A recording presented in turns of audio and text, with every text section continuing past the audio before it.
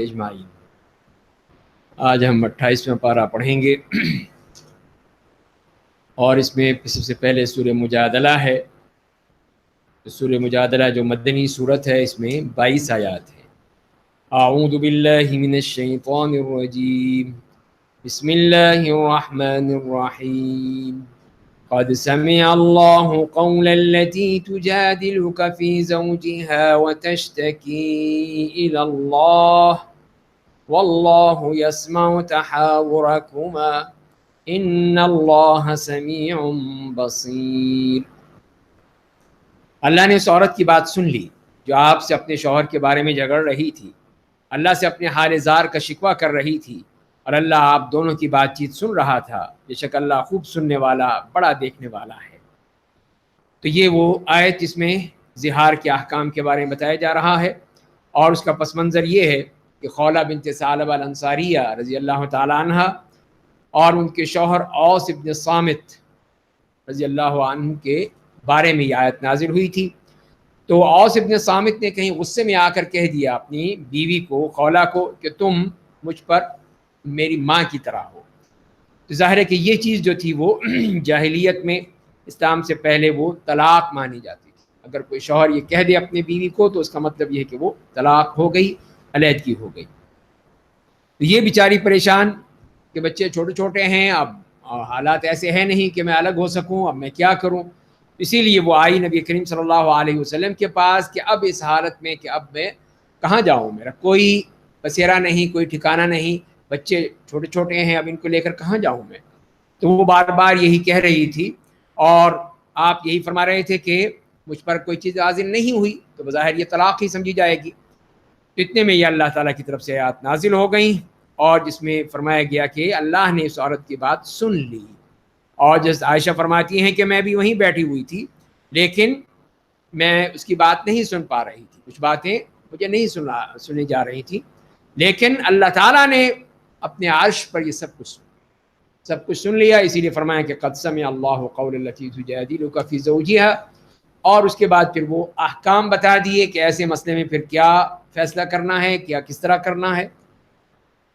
تو فرمایا کہ الذین یظاہرون منکم من نسائہم ما ہن امہاتہم، تم میں سے جو لوگ اپنی بیویوں سے زہار کر لیتے ہیں، یعنی انہیں اپنی ماں سے تشبیہ دے دیتے ہیں، وہ بیویاں ان کی مائیں نہیں ہو جاتی، ان کی مائیں صرف وہی عورتیں ہیں جنہوں نے ان کو جنا ہے۔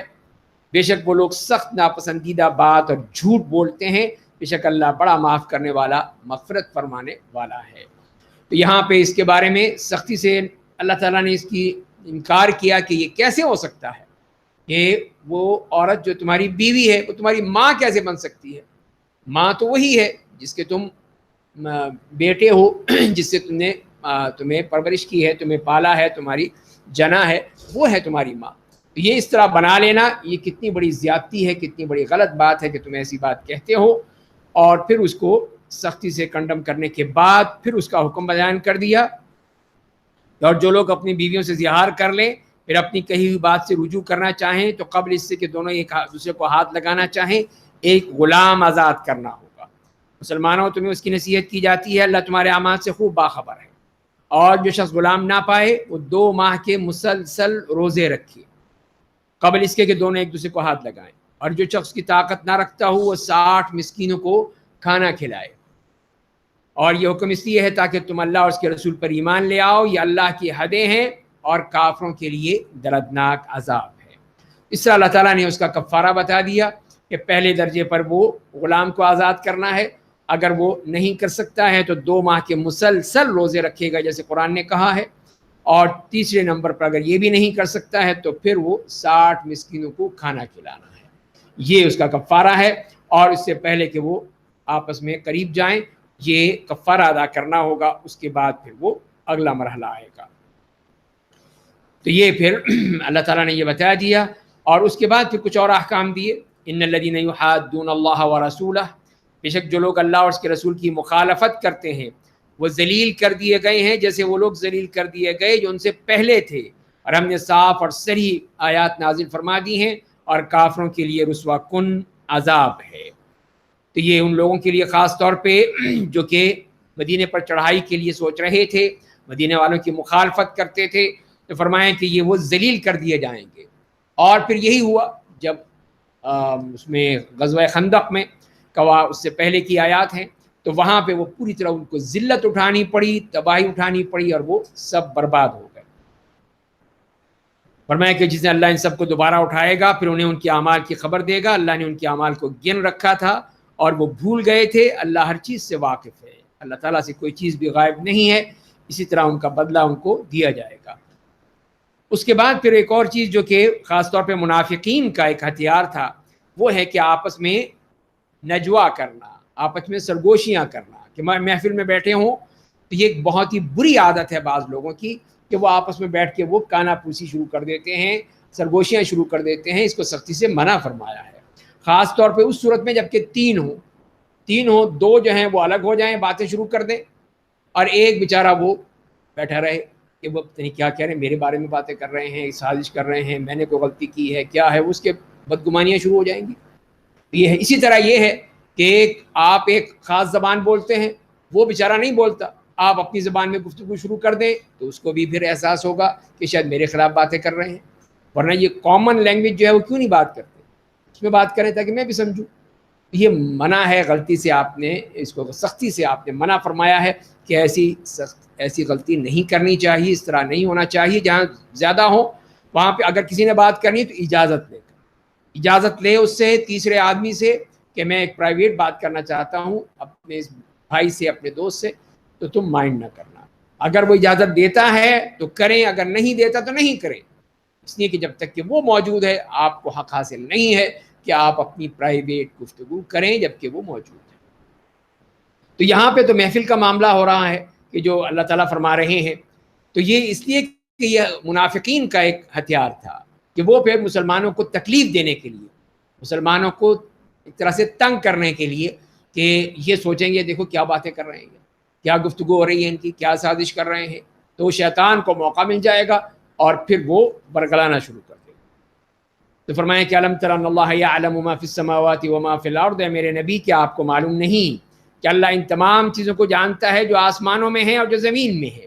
جب بھی تین اشخاص آپس میں سرگوشی کرتے ہیں تو وہ چوتھا ان کے ساتھ ہوتا ہے، اور جب 5 اشخاص ایسا کرتے ہیں تو وہ چھٹا ان کے ساتھ ہوتا ہے، اور چاہے اس سے کم افراد ہوں یا زیادہ، جہاں کہیں بھی ہوں وہ ان کے ساتھ ہوتا ہے. پھر قیامت کے دن وہ ان کی اعمال کی انہیں خبر دے گا. بے شک اللہ ہر چیز کا علم رکھتا ہے.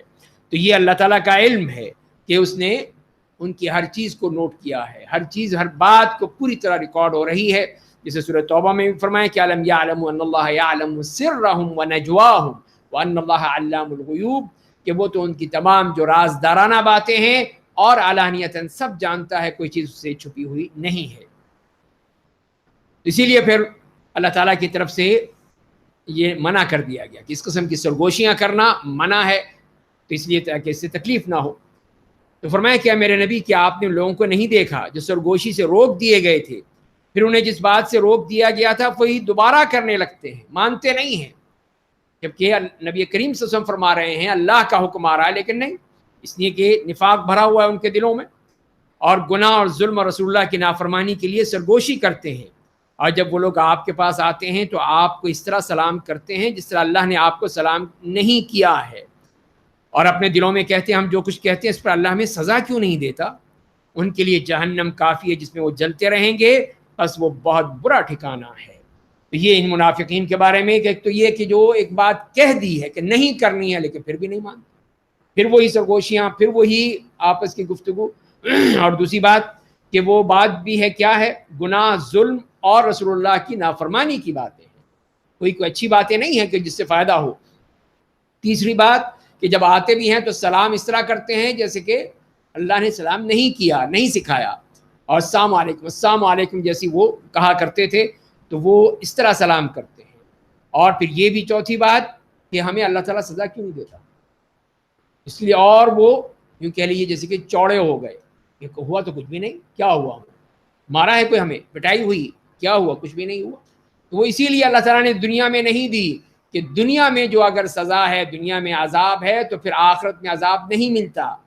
اسی لیے ان کو یہاں پر عذاب نہیں دیا جاتا تاکہ آخرت کا عذاب ان کو چکھنا پڑے، وہ سخت عذاب ہے، اس سے پھر وہ جان نہیں چھڑا سکیں گے. اس لیے دنیا میں اللہ تعالیٰ نے ان کو چھوڑ دیا اور ان کو کوئی سزا نہیں دی، نہ اللہ تعالیٰ نے نہ رسول اللہ صلی اللہ علیہ وسلم نے، اس لیے کہ یہ جو دنیا کی جو سزائیں ہیں یہ تو بہت مختصر ہیں. یہ مومنوں کے لیے جو ہو سکتی ہیں ان کو صاف کرنے کے لیے، پاک کرنے کے لیے، ان کے گناہوں سے ان کو دھونے کے لیے. لیکن یہ منافق یہ تو پورے طرح کفر میں ڈوبے ہوئے ہیں، ان کو یہ سزائیں کیا فائدہ پہنچائیں گے؟ تو لہذا اللہ تعالیٰ نے پھر ان کے لیے یہی فرما دیا ہے کہ جہنم ملے گی، یصلونھا فبئس المصیر، جس میں وہ جلتے رہیں گے، پس وہ بہت برا ٹھکانہ ہے. پھر مسلمانوں سے یہی کہا گیا کہ اے ایمان والو، جب تم آپس میں سرگوشی کرو تو گناہ، ظلم، زیادتی اور رسول اللہ کی نافرمانی کے لیے سرگوشی مت کرو. تم ایسی بات مت کرنا منافقین کی طرح، بلکہ نیکی اور تقوی کے لیے سرگوشی کرو اور اس اللہ سے ڈرتے رہو جس کے پاس تم سب جمع کیے جاؤ گے، وہاں حساب کتاب ہو جائے گا. بے شک سرگوشی شیطانی کام ہے تاکہ ایمان والے مغموم بنیں، ان کو ناراضگی ہو، ان کو یعنی غصہ آئے یا ان کو رنج ہو کہ یہ دیکھو ہمارے بارے میں باتیں کر رہے ہیں، حالانکہ یہ چیز اللہ کے حکم کے بغیر انہیں قطعی نقصان نہیں پہنچائے گی. پس مومنوں کو صرف اللہ پر بھروسہ کرنا چاہیے، یہ جو کرنا ہے کرتے رہیں، ان کو کوئی نقصان نہیں ہوگا، اللہ پر بھروسہ رکھیں. پھر ایمان والوں کو ایک اور نصیحت فرمائی گئی، یا ایھا الذین آمنوا اذا قیل لکم تفسحوا فی المجالس فافسحوا یفسح اللہ لکم. اے ایمان والو، جب تم سے کہا جائے کہ اپنی مجلسوں میں دوسروں کو جگہ دو تو انہیں جگہ دیا کرو، اللہ تمہارے لیے کشادگی پیدا کرے گا. اور جب کہا جائے کہ اٹھ کھڑے ہو تو اٹھ جاؤ، اللہ تم میں سے ایمان والوں اور اہل علم کے درجات بلند کرے گا، اللہ تمہارے اعمال سے پوری طرح باخبر ہے. اسی لیے پھر اللہ تعالیٰ نے مومنوں کو خاص طور پہ ایمان والوں کو یہ کہا گیا ہے کہ دیکھو اپنی مجالس میں وسعت پیدا کرو. یہ نہیں ہے کہ اور چوڑے ہو جاؤ، نہیں، یہ نہیں مراد، مطلب یہ ہے کہ ان کے لیے جگہ کرو. دوسرا بندہ آ رہا ہے اور لوگ آ رہے ہیں بیٹھنے کے لیے، سننے کے لیے، تو خود سمٹ جاؤ تاکہ ان کو جگہ ملے، وہ لوگ بھی آئیں، وہ بھی بیٹھے. اور اگر کہا جائے کہ جاؤ ختم ہو گیا تو پھر چلے جاؤ. اور اللہ تعالیٰ جو ہے پھر ان کی علم والوں کی تعریف فرمائی گئی کہ اللہ تعالیٰ ان کے درجات بلند کرے گا. اس کے بعد پھر فرمایا کسی سرگوشی کے بارے میں ٹیکس لگا دیا گیا. اللہ تعالیٰ کی طرف سے ٹیکس لگ گیا کہ اسے سرگوشی کرنی ہے تو پہلے ٹیکس ادا کرو. یہ ٹیکس کیا ہے تو وہ فرما دیا گیا، اے ایمان والو، جب تم رسول اللہ سے سرگوشی کرنا چاہو تو اپنی سرگوشی سے پہلے صدقہ دو، دینا پڑے گا. اللہ کی راہ میں دو، یہ نہیں کہ حکومت کو دے رہے ہیں ہم، نہیں، اللہ کے راستے میں کچھ دو، پھر آ کے بات کرو. یہ چیز تمہارے لیے بہتر، تمہارے دلوں کو زیادہ پاک کرنے والی ہے. اور صدقے کے لیے مال نہ ہو تو بے شک اللہ بڑا مغفرت فرمانے والا، بے حد رحم کرنے والا ہے. تو یہ وہ کہا گیا، صدقہ کرنے کا حکم دیا گیا، لیکن اسی کو اگلی آیت میں پھر ختم بھی کر دیا. کیا تم اس بات سے ڈر گئے کہ سرگوشی سے پہلے تمہیں صدقات دینے ہوں گے؟ پس جب کہ تم نے ایسا نہیں کیا، اللہ نے تمہارے گناہ معاف کر دیے. تو نماز کو قائم کرو، زکوٰۃ ادا کرو، اللہ اور اس کے رسول کی اطاعت کرو، اور اللہ تعالیٰ تمہارے اعمال سے پوری طرح باخبر ہے. ظاہر ہے کہ اس معاملے میں ہر شخص تو اتنا امیر نہیں تھا، اب وہ ضروری بات کرنا چاہتا ہے، لیکن یہ ٹیکس لگا ہوا ہے کہ جاؤ جا کے پہلے صدقہ کرو پھر آ کے بات کرو، اسی لیے کہا چلو معاف کرو. اللہ تعالیٰ نے معاف کر دیا. ظاہر ہے کہ ان کے پاس ایسے کوئی پیسے تو نہیں تھے کہ ہر وقت وہ ٹیکس ادا کرتے رہیں. الم تر الی الذین تولوا قوما غضب اللہ علیہم، کیا آپ نے ان لوگوں کو نہیں دیکھا جنہوں نے ایک ایسی قوم سے دوستی کر لی جن پر اللہ ناراض ہو چکا ہے؟ نہ وہ لوگ تم میں سے ہیں نہ ان میں سے، اور جانتے ہوئے جھوٹی بات پر قسم کھاتے ہیں. تو یہ ان لوگوں کے بارے میں منافقین بھی اور یہودی جن کے بارے میں قرآن نے صاف کہا ہے کہ ان کے اوپر ہی اللہ کی ناراضگی اور غصہ نازل ہوا تھا. تو فرمایا کہ جا کے تم ان سے دوستیاں کرتے ہو اور ان سے بات چیت کرتے ہو جیسے منافقین نے کر رکھا تھا کہ جا کے وہ یہودیوں سے باتیں کرتے تھے اور پھر قسمیں کھاتے تھے کہ ہاں نہیں ہم تو گئے نہیں تھے، ہم نے کیا بات کی تھی، ہمارا کیا تعلق ان سے، جھوٹی قسمیں. تو اسی لیے فرمایا کہ جیسے فرمایا کہ ان کے لیے آخرت کے عذاب کا ہی ذکر آتا ہے ہمیشہ. اعد اللہ لهم عذابا شدیدا، اللہ نے ان کے لیے سخت عذاب تیار کر رکھا ہے، وہ بے شک بہت برے کام کرتے تھے. انہوں نے اپنی قسموں کو ڈھال بنا لیا ہے. تو یہ جیسے سورۃ طلاق میں بھی آئے گا تو یہاں پر بھی فرمایا کہ اپنی قسموں کو ڈھال بنا لینا، کہ جہاں پہ بھی بات ہوئی فوراً قسمیں کھائیں، واللہ ہم نے تو نہیں کی، ہم تو نہیں گئے تھے، ہم نے بات نہیں کی. اس قسم کی اپنی قسموں کو ڈھال بنا رکھا ہے. بس انہوں نے لوگوں کو اللہ کی راہ سے روکا، اس لیے ان کے لیے رسوا کن عذاب ہوگا. ان کا مال اور ان کی اولاد اللہ کے مقابلے میں انہیں کچھ بھی کام نہیں آئے گی. وہ جہنمی لوگ ہیں، وہ جہنم میں ہمیشہ رہیں گے۔ اسی لیے بتا دیا کہ ان لوگوں نے جو یہ سمجھتے ہیں کہ ہمارا پیسہ ہے، دولت ہے، یہ ہے، وہ ہے، تو ہم کسی طرح عذاب سے بچ جائیں گے، تو فرمایا کہ نہیں، اس دن یہ کوئی کام نہیں آئے گا، نہ اولاد نہ مال، کوئی چیز کام نہیں آئے گی۔ اصل تمہارا عمل ہے، اگر ہے تو وہ کام آئے گا، ورنہ وہ بھی کام نہیں آئے گا جو تم نے منافقت کر رکھی ہے۔ یوم یبعثہم اللہ جمیعا، جس دن اللہ ان سب کو دوبارہ اٹھائے گا تو وہ اس کے آگے اسی طرح قسم کھائیں گے جس طرح تمہارے سامنے کھاتے ہیں، اور سمجھیں گے کہ وہ اپنے آپ کو کچھ فائدہ پہنچا سکیں گے۔ جان لیجئے کہ یہ پکے جھوٹے ہیں، تو وہاں پر بھی کوشش کریں گے اللہ کے سامنے بھی کہ وہاں پہ بھی قسمیں کھا لیں جیسے دنیا میں کھاتے تھے، تو وہاں تو اللہ کے سامنے تو ہر چیز واضح ہے۔ اسی لیے فرما دیا کہ تو پکے جھوٹے لوگ ہیں، ان کی کوئی بات نہیں سنی جائے گی۔ شیطان ان پر مسلط ہو گیا ہے، ان کے دل سے اللہ کی یاد بلا دی ہے، وہی لوگ شیطان کے گروہ کے افراد ہیں۔ آگاہ رہیے کہ شیطان کا گروہ ہی خسارہ اٹھانے والا ہے۔ تو یہ حزب الشیطان کا ذکر کر دیا کہ یہ ہیں وہ لوگ جن کے دلوں میں نفاق بھرا ہوا ہے، نفاق، اسلام سے دشمنی، اسلام سے محبت نہیں ہے ان کے دلوں میں۔ ظاہری طور پر ہی کرتے ہیں اسلام اسلام اسلام کرتے ہیں، لیکن دل میں نفرت ہے اسلام کے لیے، اسلام والوں کے لیے، دینداروں کے لیے۔ وہ کبھی بھی محبت کا اظہار نہیں کریں گے، اس لیے کہ ان کے دلوں میں یہ نفاق بھرا ہوا ہے اور دلوں میں یہی قسم کی کدورتیں بھری ہوئی ہیں۔ تو یہی حزب الشیطان ہے، یہ شیطان کی پارٹی۔ اور اس کے مقابلے میں ان کے بارے میں جو فرما دیا، ان کے اور جو عزیز ہیں اسی پارٹی کے ممبر کون کون ہیں، فرمایا کہ ان الذین یحادون اللہ ورسولہ، بے شک جو لوگ اللہ اور اس کے رسول کی مخالفت کرتے ہیں وہی لوگ ذلیل ترین قوموں میں سے ہیں۔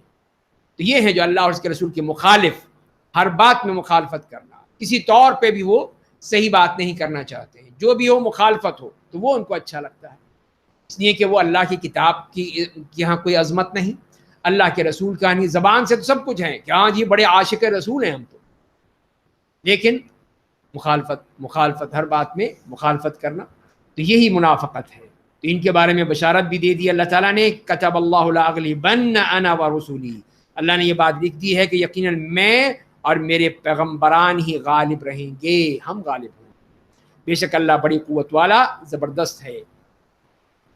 اور اس کے بارے میں اب وہ آ گئی حزب اللہ، اللہ کی پارٹی، اللہ تعالیٰ کی ہے پارٹی ہے، اس کا بھی ذکر فرما دیا گیا کہ وہ لوگ کون ہیں جن کے بارے میں فرمائیں کہ لا تجد قوما یؤمنون باللہ والیوم الآخر، جو لوگ اللہ اور یوم آخرت پر ایمان رکھتے ہیں انہیں آپ ان لوگوں سے محبت کرتے ہوئے نہیں پائیں گے جو اللہ اور اس کے رسول کی مخالفت کرتے ہیں، چاہے وہ ان کے باپ ہوں، بیٹے ہوں، یا ان کے بھائی ہوں، یا ان کے خاندان والے ہوں۔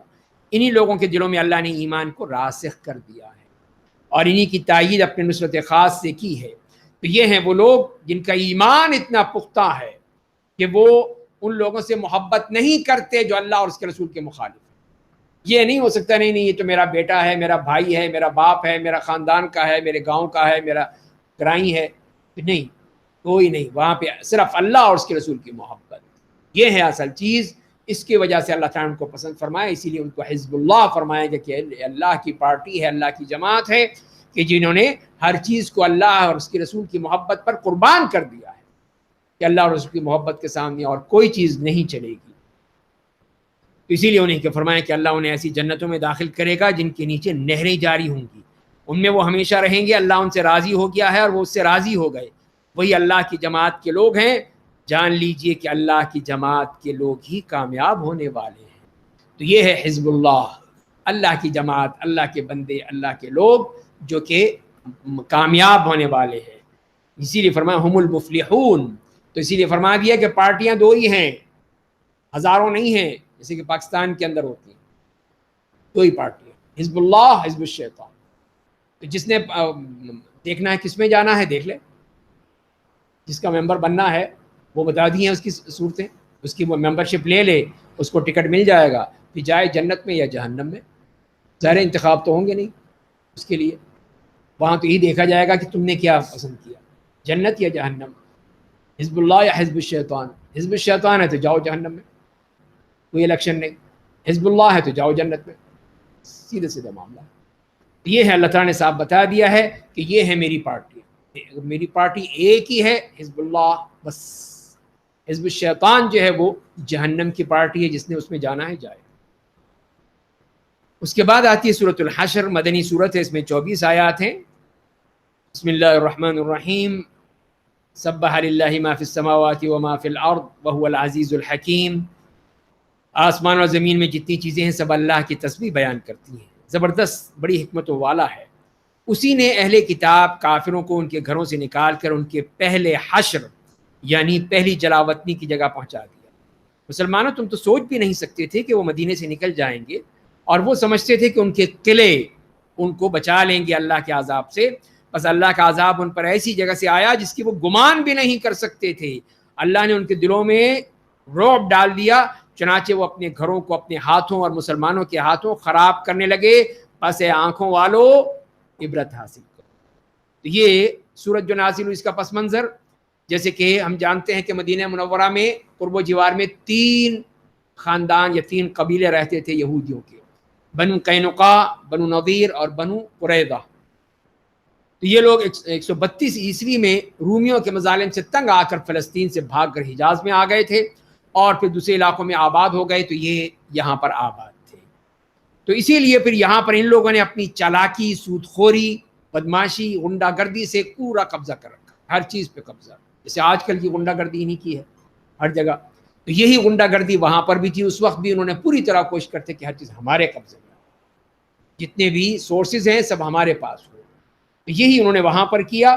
آپ لیکن جب نبی کریم صلی اللہ علیہ وسلم مدینہ تشریف لائے تو آپ نے ان کو قتل نہیں کیا، ختم نہیں کیا، بلکہ آپ نے ان کے ساتھ معاہدہ کیا کہ تم بھی رہو امن سے، رہ رہے ہو ٹھیک ہے، رہو، پھر ہم بھی رہیں گے، ہمارا بھی حق ہے، عرب ہیں، عرب ہم یہیں جزیرہ عرب کے لوگ ہیں، باہر سے نہیں آئے ہیں، تو ہم بھی یہاں پہ رہیں گے، تم بھی رہو، کوئی مسئلہ ہوگا تو دیکھ لیں گے اس کو۔ انہوں نے آپ سے معاہدہ کر لیا، سب کچھ مان گئے کہ ہاں ٹھیک ہے، لیکن اس کے بعد سازشیں شروع کر دیں اپنی، اس لیے کہ جو عادت ہے وہ تو نہیں جاتی نا، فطرت تو نہیں بدلتی، تو فطرت ہے ہی ان کی ڈسنے کی، سانپ کی طرح یہ ڈسنے والے یہ یہودی ہیں۔ تو انہوں نے پھر ان تینوں قبیلوں نے باری باری کر کے اس طرح کی حرکتیں کی، اور جیسے کہ بنی قریظہ کا ہم ذکر پڑھ چکے ہیں سورہ احزاب میں، کہ وہاں پر غزوہ خندق کے بعد پھر اللہ تعالیٰ کی طرف سے حکم آیا کہ ان کا مسئلہ صاف کریں، بھیج دیں ان کو سب، بلکہ قتل کر دیے گئے۔ بنو نذیر کا معاملہ یہ ہوا کہ اس میں ایک مسئلہ تھا ان کے معاملے میں، تو وہاں پر آپ صلی اللہ علیہ وسلم گئے صلح کرانے کے لیے، کہ آپس کے کچھ لوگوں کی گڑبڑ تھی، آپس کے اختلافات تھے۔ ان لوگوں نے کیا کیا، انہوں نے کیا کہ اپنے کسی بندے سے کہا کہ تم جاؤ اوپر سے جہاں بیٹھے ہیں نیچے دیوار کے سائے میں، تو وہاں سے کوئی پتھر یا چکی کا پارٹ بڑا جو ہے وہ پھینک دو، بندے ختم ہو جائے، مرد بات ہی ختم ہو جائے۔ تو اللہ تعالیٰ نے بتا دیا کہ دیکھو یہ آپ کے خلاف انہوں نے سازش کی ہے، تو آپ فوراً وہاں سے اٹھے اور سیدھے مدینہ آ گئے، صحابہ کو بھی نہیں بتایا۔ تو جب وہاں پہنچ کے جب مدینہ آپ آئے صحابہ تو بتایا آپ نے، اور پھر آپ نے اللہ کا حکم بتا دیا کہ اب چلیں اس کا محاصرہ کریں اور ان کو سزا دی جائے۔ یہ غداری ہے، معاہدے کی غداری ہے۔ تو آپ صلی اللہ علیہ وسلم نے محاصرہ کیا ان کا، اور محاصرے کے بعد پھر ان لوگوں نے کہا کہ ہم اس پہ معاہدہ کرنے کو تیار ہیں، تو آپ نے انہیں کہا کہ تم، یا انہوں نے کہا کہ ہم 10 دن کے اندر اندر یہ بستی چھوڑ دیں، ٹھیک ہے چلے جاؤ یہاں سے، سب چلے جاؤ، صرف جو اپنے اونٹ پر جو چیز اٹھا سکتے ہو لے جا سکتے ہو بس وہی، باقی سب کچھ۔ اس طرح پھر ان کو سب کو جلا وطن کر دیا گیا جیسے قرآن نے بتایا، اور اب ان کے لیے یہاں پر کوئی جگہ نہیں تھی، اور ان کا مال و دولت، ان کی زمینیں سب مسلمانوں کے ہاتھ میں آ گئیں، اور اس کا بھی اللہ تعالیٰ نے بتا دیا۔ اور بنو قینقاع کا بھی میں ذکر کرتا چلوں کہ ان کو بھی بڑا تھا کہ وہ بھی، اور یہ جو تھے اکثر یہ یہودی، یہ آہن گری، سنارا، اس قسم کے کام کیا کرتے، تو انہی کی دکان پر ایک خاتون گئی، مسلمان خاتون، تو اس کو انہی بدماشوں نے نکل کے اس کو بے آبرو کرنا چاہا، کہ کپڑے اٹھانے کی کوشش کی، اس کو بے آبرو کرنا چاہا، تو وہ ایک مسلمان نے دیکھ لیا، اس مسلمان نے یہودی کو قتل کر دیا۔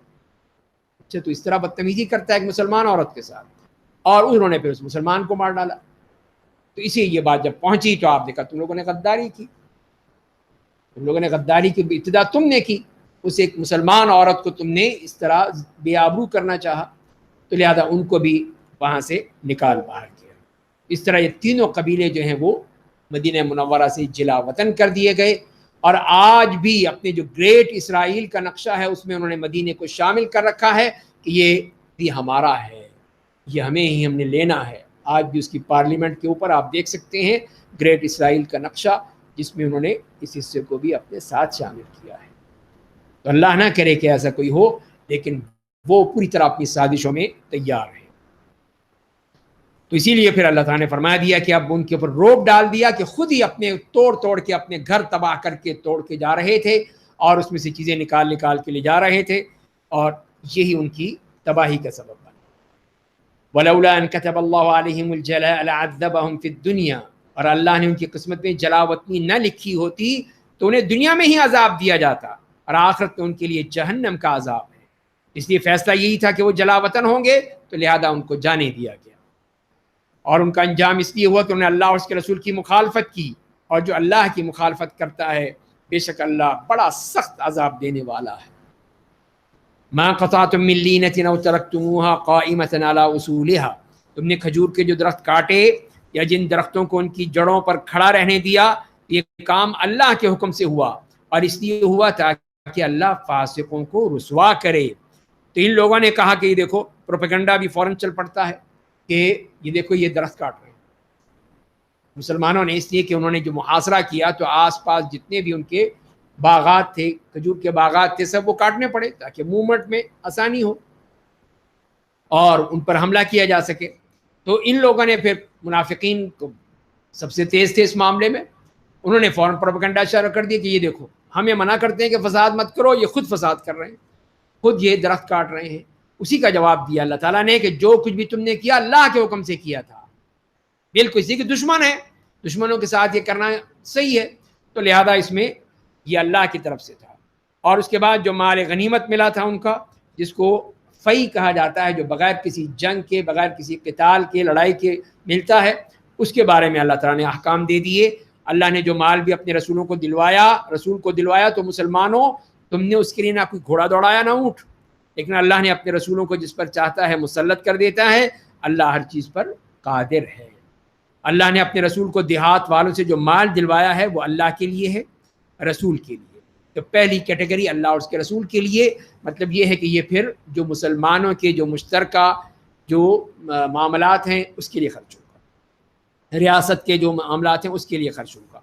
باقی جو ہے وہ رشتہ دار، یتیم، مسکین، مسافروں کے لیے ہوگا، تاکہ وہ مال تمہارے مالداروں کے درمیان ہی نہ گھومتا رہ جائے۔ یہ ہے اصول ہے اسلامی معیشت کا اصول، کہ کہیں یہ پورا مال جو ایک جگہ جمع نہیں ہونا چاہیے، اس کو گھومتے رہنا چاہیے، مختلف مستقل گردش میں رہے۔ جب گردش میں رہے گا سب کو ملے گا۔ اب ایک آدمی سارا جو ہے وہ اپنی بینکوں میں جمع کر لے گا اور اپنی ہی وہ پیسے جمع کرتا رہے گا، پلازے بناتا رہے گا، تو وہ نہیں ہوگا۔ لیکن جب گردش میں آئے گا، تجارت میں، کاروبار میں، لین دین میں، سب فائدہ اٹھائیں گے، بہت سے لوگوں کے پاس جائے گا۔ تو اسی لیے فرما دیا گیا ہے کہ یہ صرف مالداروں میں ہی نہ گھومتا رہے، بلکہ آگے چلے، نکلے صدقات کے ذریعے سے، زکوٰۃ کے ذریعے سے۔ تو اس کے لیے یہ اصول دے دیا۔ اور رسول تمہیں جو دیں لے لو، جس چیز سے تمہیں روکیں رک جاؤ، اللہ سے ڈرتے رہو، بے شک اللہ سخت عذاب دینے والا ہے۔ تو یہاں پہ جو فرمائیں کہ رسول صلی اللہ علیہ وسلم کے بارے میں جو بھی دیتے ہیں، ایک تو یہ مال و دولت کا معاملہ ہے، دوسرا اور بھی جو دیتے ہیں، احکام دیتے ہیں، تمہیں نصیحتیں کرتے ہیں، تمہیں تعلیمات دیتے ہیں، سب تم نے ماننے ہیں، لینے ہیں، قبول کرنے ہیں۔ جس چیز سے روکیں رک جاؤ، جس چیز کا حکم دیں لے لو۔ اور پھر یہ اور کس کے لیے ہے یہ مال؟ للفقراء المہاجرین، وہ مال ان فقیر مہاجروں کے لیے ہے جو اپنے گھروں اور مال و دولت سے نکال دیے گئے۔ وہ لوگ اللہ کے فضل اور اس کی خوشنودی کے طلبگار تھے، اللہ اور اس کے رسول کی مدد کرتے تھے، یہی لوگ سچے تھے۔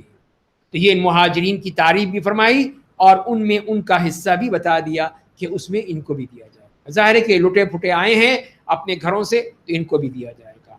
اور پھر اس کے بعد انصار کا ذکر فرمایا، والذین تبوؤا الدار والایمان من قبلہم، اور وہ مال ان لوگوں کے لیے ہے جو مہاجرین مکہ کی آمد سے پہلے ہی مدینے میں مقیم تھے اور ایمان لا چکے تھے۔ وہ لوگ مہاجرین سے محبت کرتے ہیں، اور ان مہاجرین کو جو مال غنیمت دیا گیا اس کے لیے وہ اپنے دلوں میں تنگی اور حسد محسوس نہیں کرتے، یہ کیا ہوا ان کو دے دیا ہمیں نہیں دیا، نہیں، اور انہیں اپنے آپ پر ترجیح دیتے ہیں کہ ٹھیک ہے آپ دے دیں، یہ زیادہ مسئلہ ہے، ہمیں نہ دیں کوئی مسئلہ نہیں، اگرچہ وہ خود تنگی میں ہوں، خود پریشان ہوں، خود تنگی میں ہوں، لیکن نہیں، انہوں نے نہیں مانگا کہ آپ ہمیں بھی دیں. اور جو لوگ اپنے نفس کی تنگی اور بخل سے بچا لیے جائیں وہی کامیاب ہونے والے ہیں. یہی تو ان کی صفت تھی کہ بخل نہیں تھا، کنجوسی نہیں تھی، اور اس پہ حسد نہیں تھا. اور وہ مال ان لوگوں کے لیے بھی ہے جو مہاجرین اور انصار کے بعد دائرہ اسلام میں داخل ہوئے. وہ کہتے ہیں ہمارے رب ہمیں معاف کر دے، ہمارے بھائیوں کو بھی معاف کر دے جو ہم سے پہلے ایمان لا چکے ہیں، اور ہمارے دلوں میں ایمان والوں کی طرف سے کینہ نہ پیدا کر. اے ہمارے رب تو بے شک بڑی شفقت والا، بے حد رحم کرنے والا ہے. تو یہ بعد میں آنے والے جتنے بھی مسلمان ہیں قیامت تک کے لیے ان کو یہ دعا سکھائی گئی ہے کہ وہ اپنے سے پہلوں کے لیے دعا کرتے رہیں. یہ سب سے جو ہم سے پہلے جو اسلام لا چکے ہیں، اے اللہ ان کی بھی مغفرت فرما دے، اور ہمارے دلوں میں ان کے لیے کوئی کینہ نہ پیدا کر، کوئی بغض نہ پیدا کر، بلکہ ہمیں معاف فرما. یہاں پہ اب منافقین کا بھی تذکرہ فرما دیا. الم تر الی الذین نافقوا، کیا آپ نے منافقین کو نہیں دیکھا کہ وہ اپنے اہل کتاب کافر بھائیوں سے کہتے ہیں اگر تم اپنے گھروں سے نکالے گئے تو ہم بھی تمہارے ساتھ نکل جائیں گے، تمہارے بارے میں ہرگز کسی کی بات نہیں مانیں گے، اگر تم پر جنگ مسلط کی گئی تو ہم ضرور تمہاری مدد کریں گے. یہ منافقین پہنچ گئے بنی نذیر کے پاس، یہودیوں کے پاس، کہ دیکھو ہم تمہارے ساتھ ہیں، کوئی ڈرنے کی بات نہیں، کوئی نہیں جانا، بیٹھو تم یہیں پڑھو، کیا کر لیں گے. یہ وہ خوب ان کو اس بارے میں. تو وہی اللہ تعالیٰ نے فرمایا کہ انہوں نے کیا کہا کہ اگر تم نکالے گئے تو ہم بھی نکلیں گے اور کسی کی بات نہیں مانیں گے، اگر تمہارے سے لڑائی ہوئی تو ہم تمہاری مدد کریں گے. تو اللہ تعالیٰ نے صاحب کہہ دیا واللہ یشہد انہم لکاذبون، اللہ گواہی دیتا ہے کہ بلا شبہ یہ جھوٹے ہیں. اگر وہ نکال دیے گئے تو منافقین ان کے ساتھ نہیں نکلیں گے، انہیں جنگ کرنی پڑی تو ان کی مدد نہیں کریں گے، جھوٹے ہیں. اگر انہوں نے ان کی مدد کی تو پیٹ پھیر کر بھاگ جائیں، بزدل بھی ہیں، جھوٹے بھی بزدل بھی ہیں. پھر ان کی جانب سے کسی جانب سے مدد نہیں کی جائے گی. تو اللہ تعالیٰ نے صاف پول کھول دیے ان کے. وہ بیچارے انتظار کرتے رہے، اب آئیں گے اب آئیں گے اب آئیں، کوئی نہیں آیا. سمجھ گئے کوئی فائدہ نہیں. اسی لیے پھر آئے نبی کریم صلی اللہ علیہ وسلم کے پاس، اب آپ فیصلہ کرو. آپ نے کہا ٹھیک ہے جاؤ چھٹی کرو. تو یہ ہے منافقین پہلے پوری کوشش کرتے ہیں اپنے پلاننگ کی، اپنی سازشوں کی. انہوں نے کوشش کی تاکہ یہ ڈٹے رہیں، یہ یہودی نہ جائیں، لیکن انہوں نے کچھ بھی نہیں کیا. جھوٹے تھے، پرلے درجے کے جھوٹے لوگ. مومنوں منافقین کے دلوں میں اللہ سے زیادہ تمہارا خوف ہے. ایسا اس لیے ہے کہ وہ ناسمجھ لوگ ہیں. یہودی اور منافقین اکٹھے ہو کر تم مسلمانوں سے جنگ نہیں کریں گے، یہ ہو ہی نہیں سکتا. اتنی ان کے اندر ہمت ہی نہیں ہے، اتنا روب ہے مسلمانوں کا کہ یہ ہو نہیں سکتا کہ دونوں اکٹھے ہو جائیں اور پھر کہیں آؤ. نہیں، اسی لیے یہ زبانی کلامی تو باتیں کرتے رہے ان سے، یہودیوں کے ساتھ، لیکن جب وہ دیکھا کہ آ گئے مسلمان تو یہ کھسک لیے سب بھاگ لیے. اب وہ انتظار میں ہے کہ شاید یہ حملہ کریں گے، شاید یہ کچھ کریں گے، کچھ بھی نہیں کیا. تو اسی لیے وہ بیچارے مجبور ہو گئے کہ اب ہم جانے دیں، ہم نکل جاتے ہیں یہاں سے. تو یہ اسی لیے فرمایا کہ وہ تم سے کبھی جنگ نہیں کریں گے مگر قلعہ بند بستیوں میں چھپ کر یا دیواروں کی آڑ سے. ان کا آپس میں اختلاف شدید ہے، آپ انہیں ایک ساتھ سمجھتے ہیں حالانکہ ان کے دل ایک دوسرے سے الگ ہیں. ایسا اس لیے ہے کہ وہ بے عقل لوگ ہیں. یہ نہ سمجھیے کہ آپس میں گٹھ جوڑ ان کی سچی ہے، نہیں، جھوٹے ہیں سب.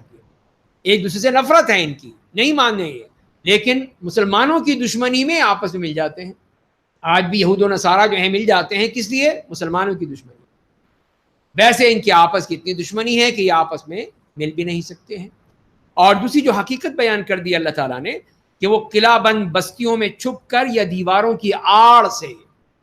آج بھی دیکھ لیجئے کہ وہ یہودی کتنا ڈرتے ہیں مسلمانوں سے، فلسطینیوں سے، کہ انہوں نے ایک نہیں، دو نہیں، 3 دیواریں بنا رکھی ہیں کس طرح ہم بچ جائیں.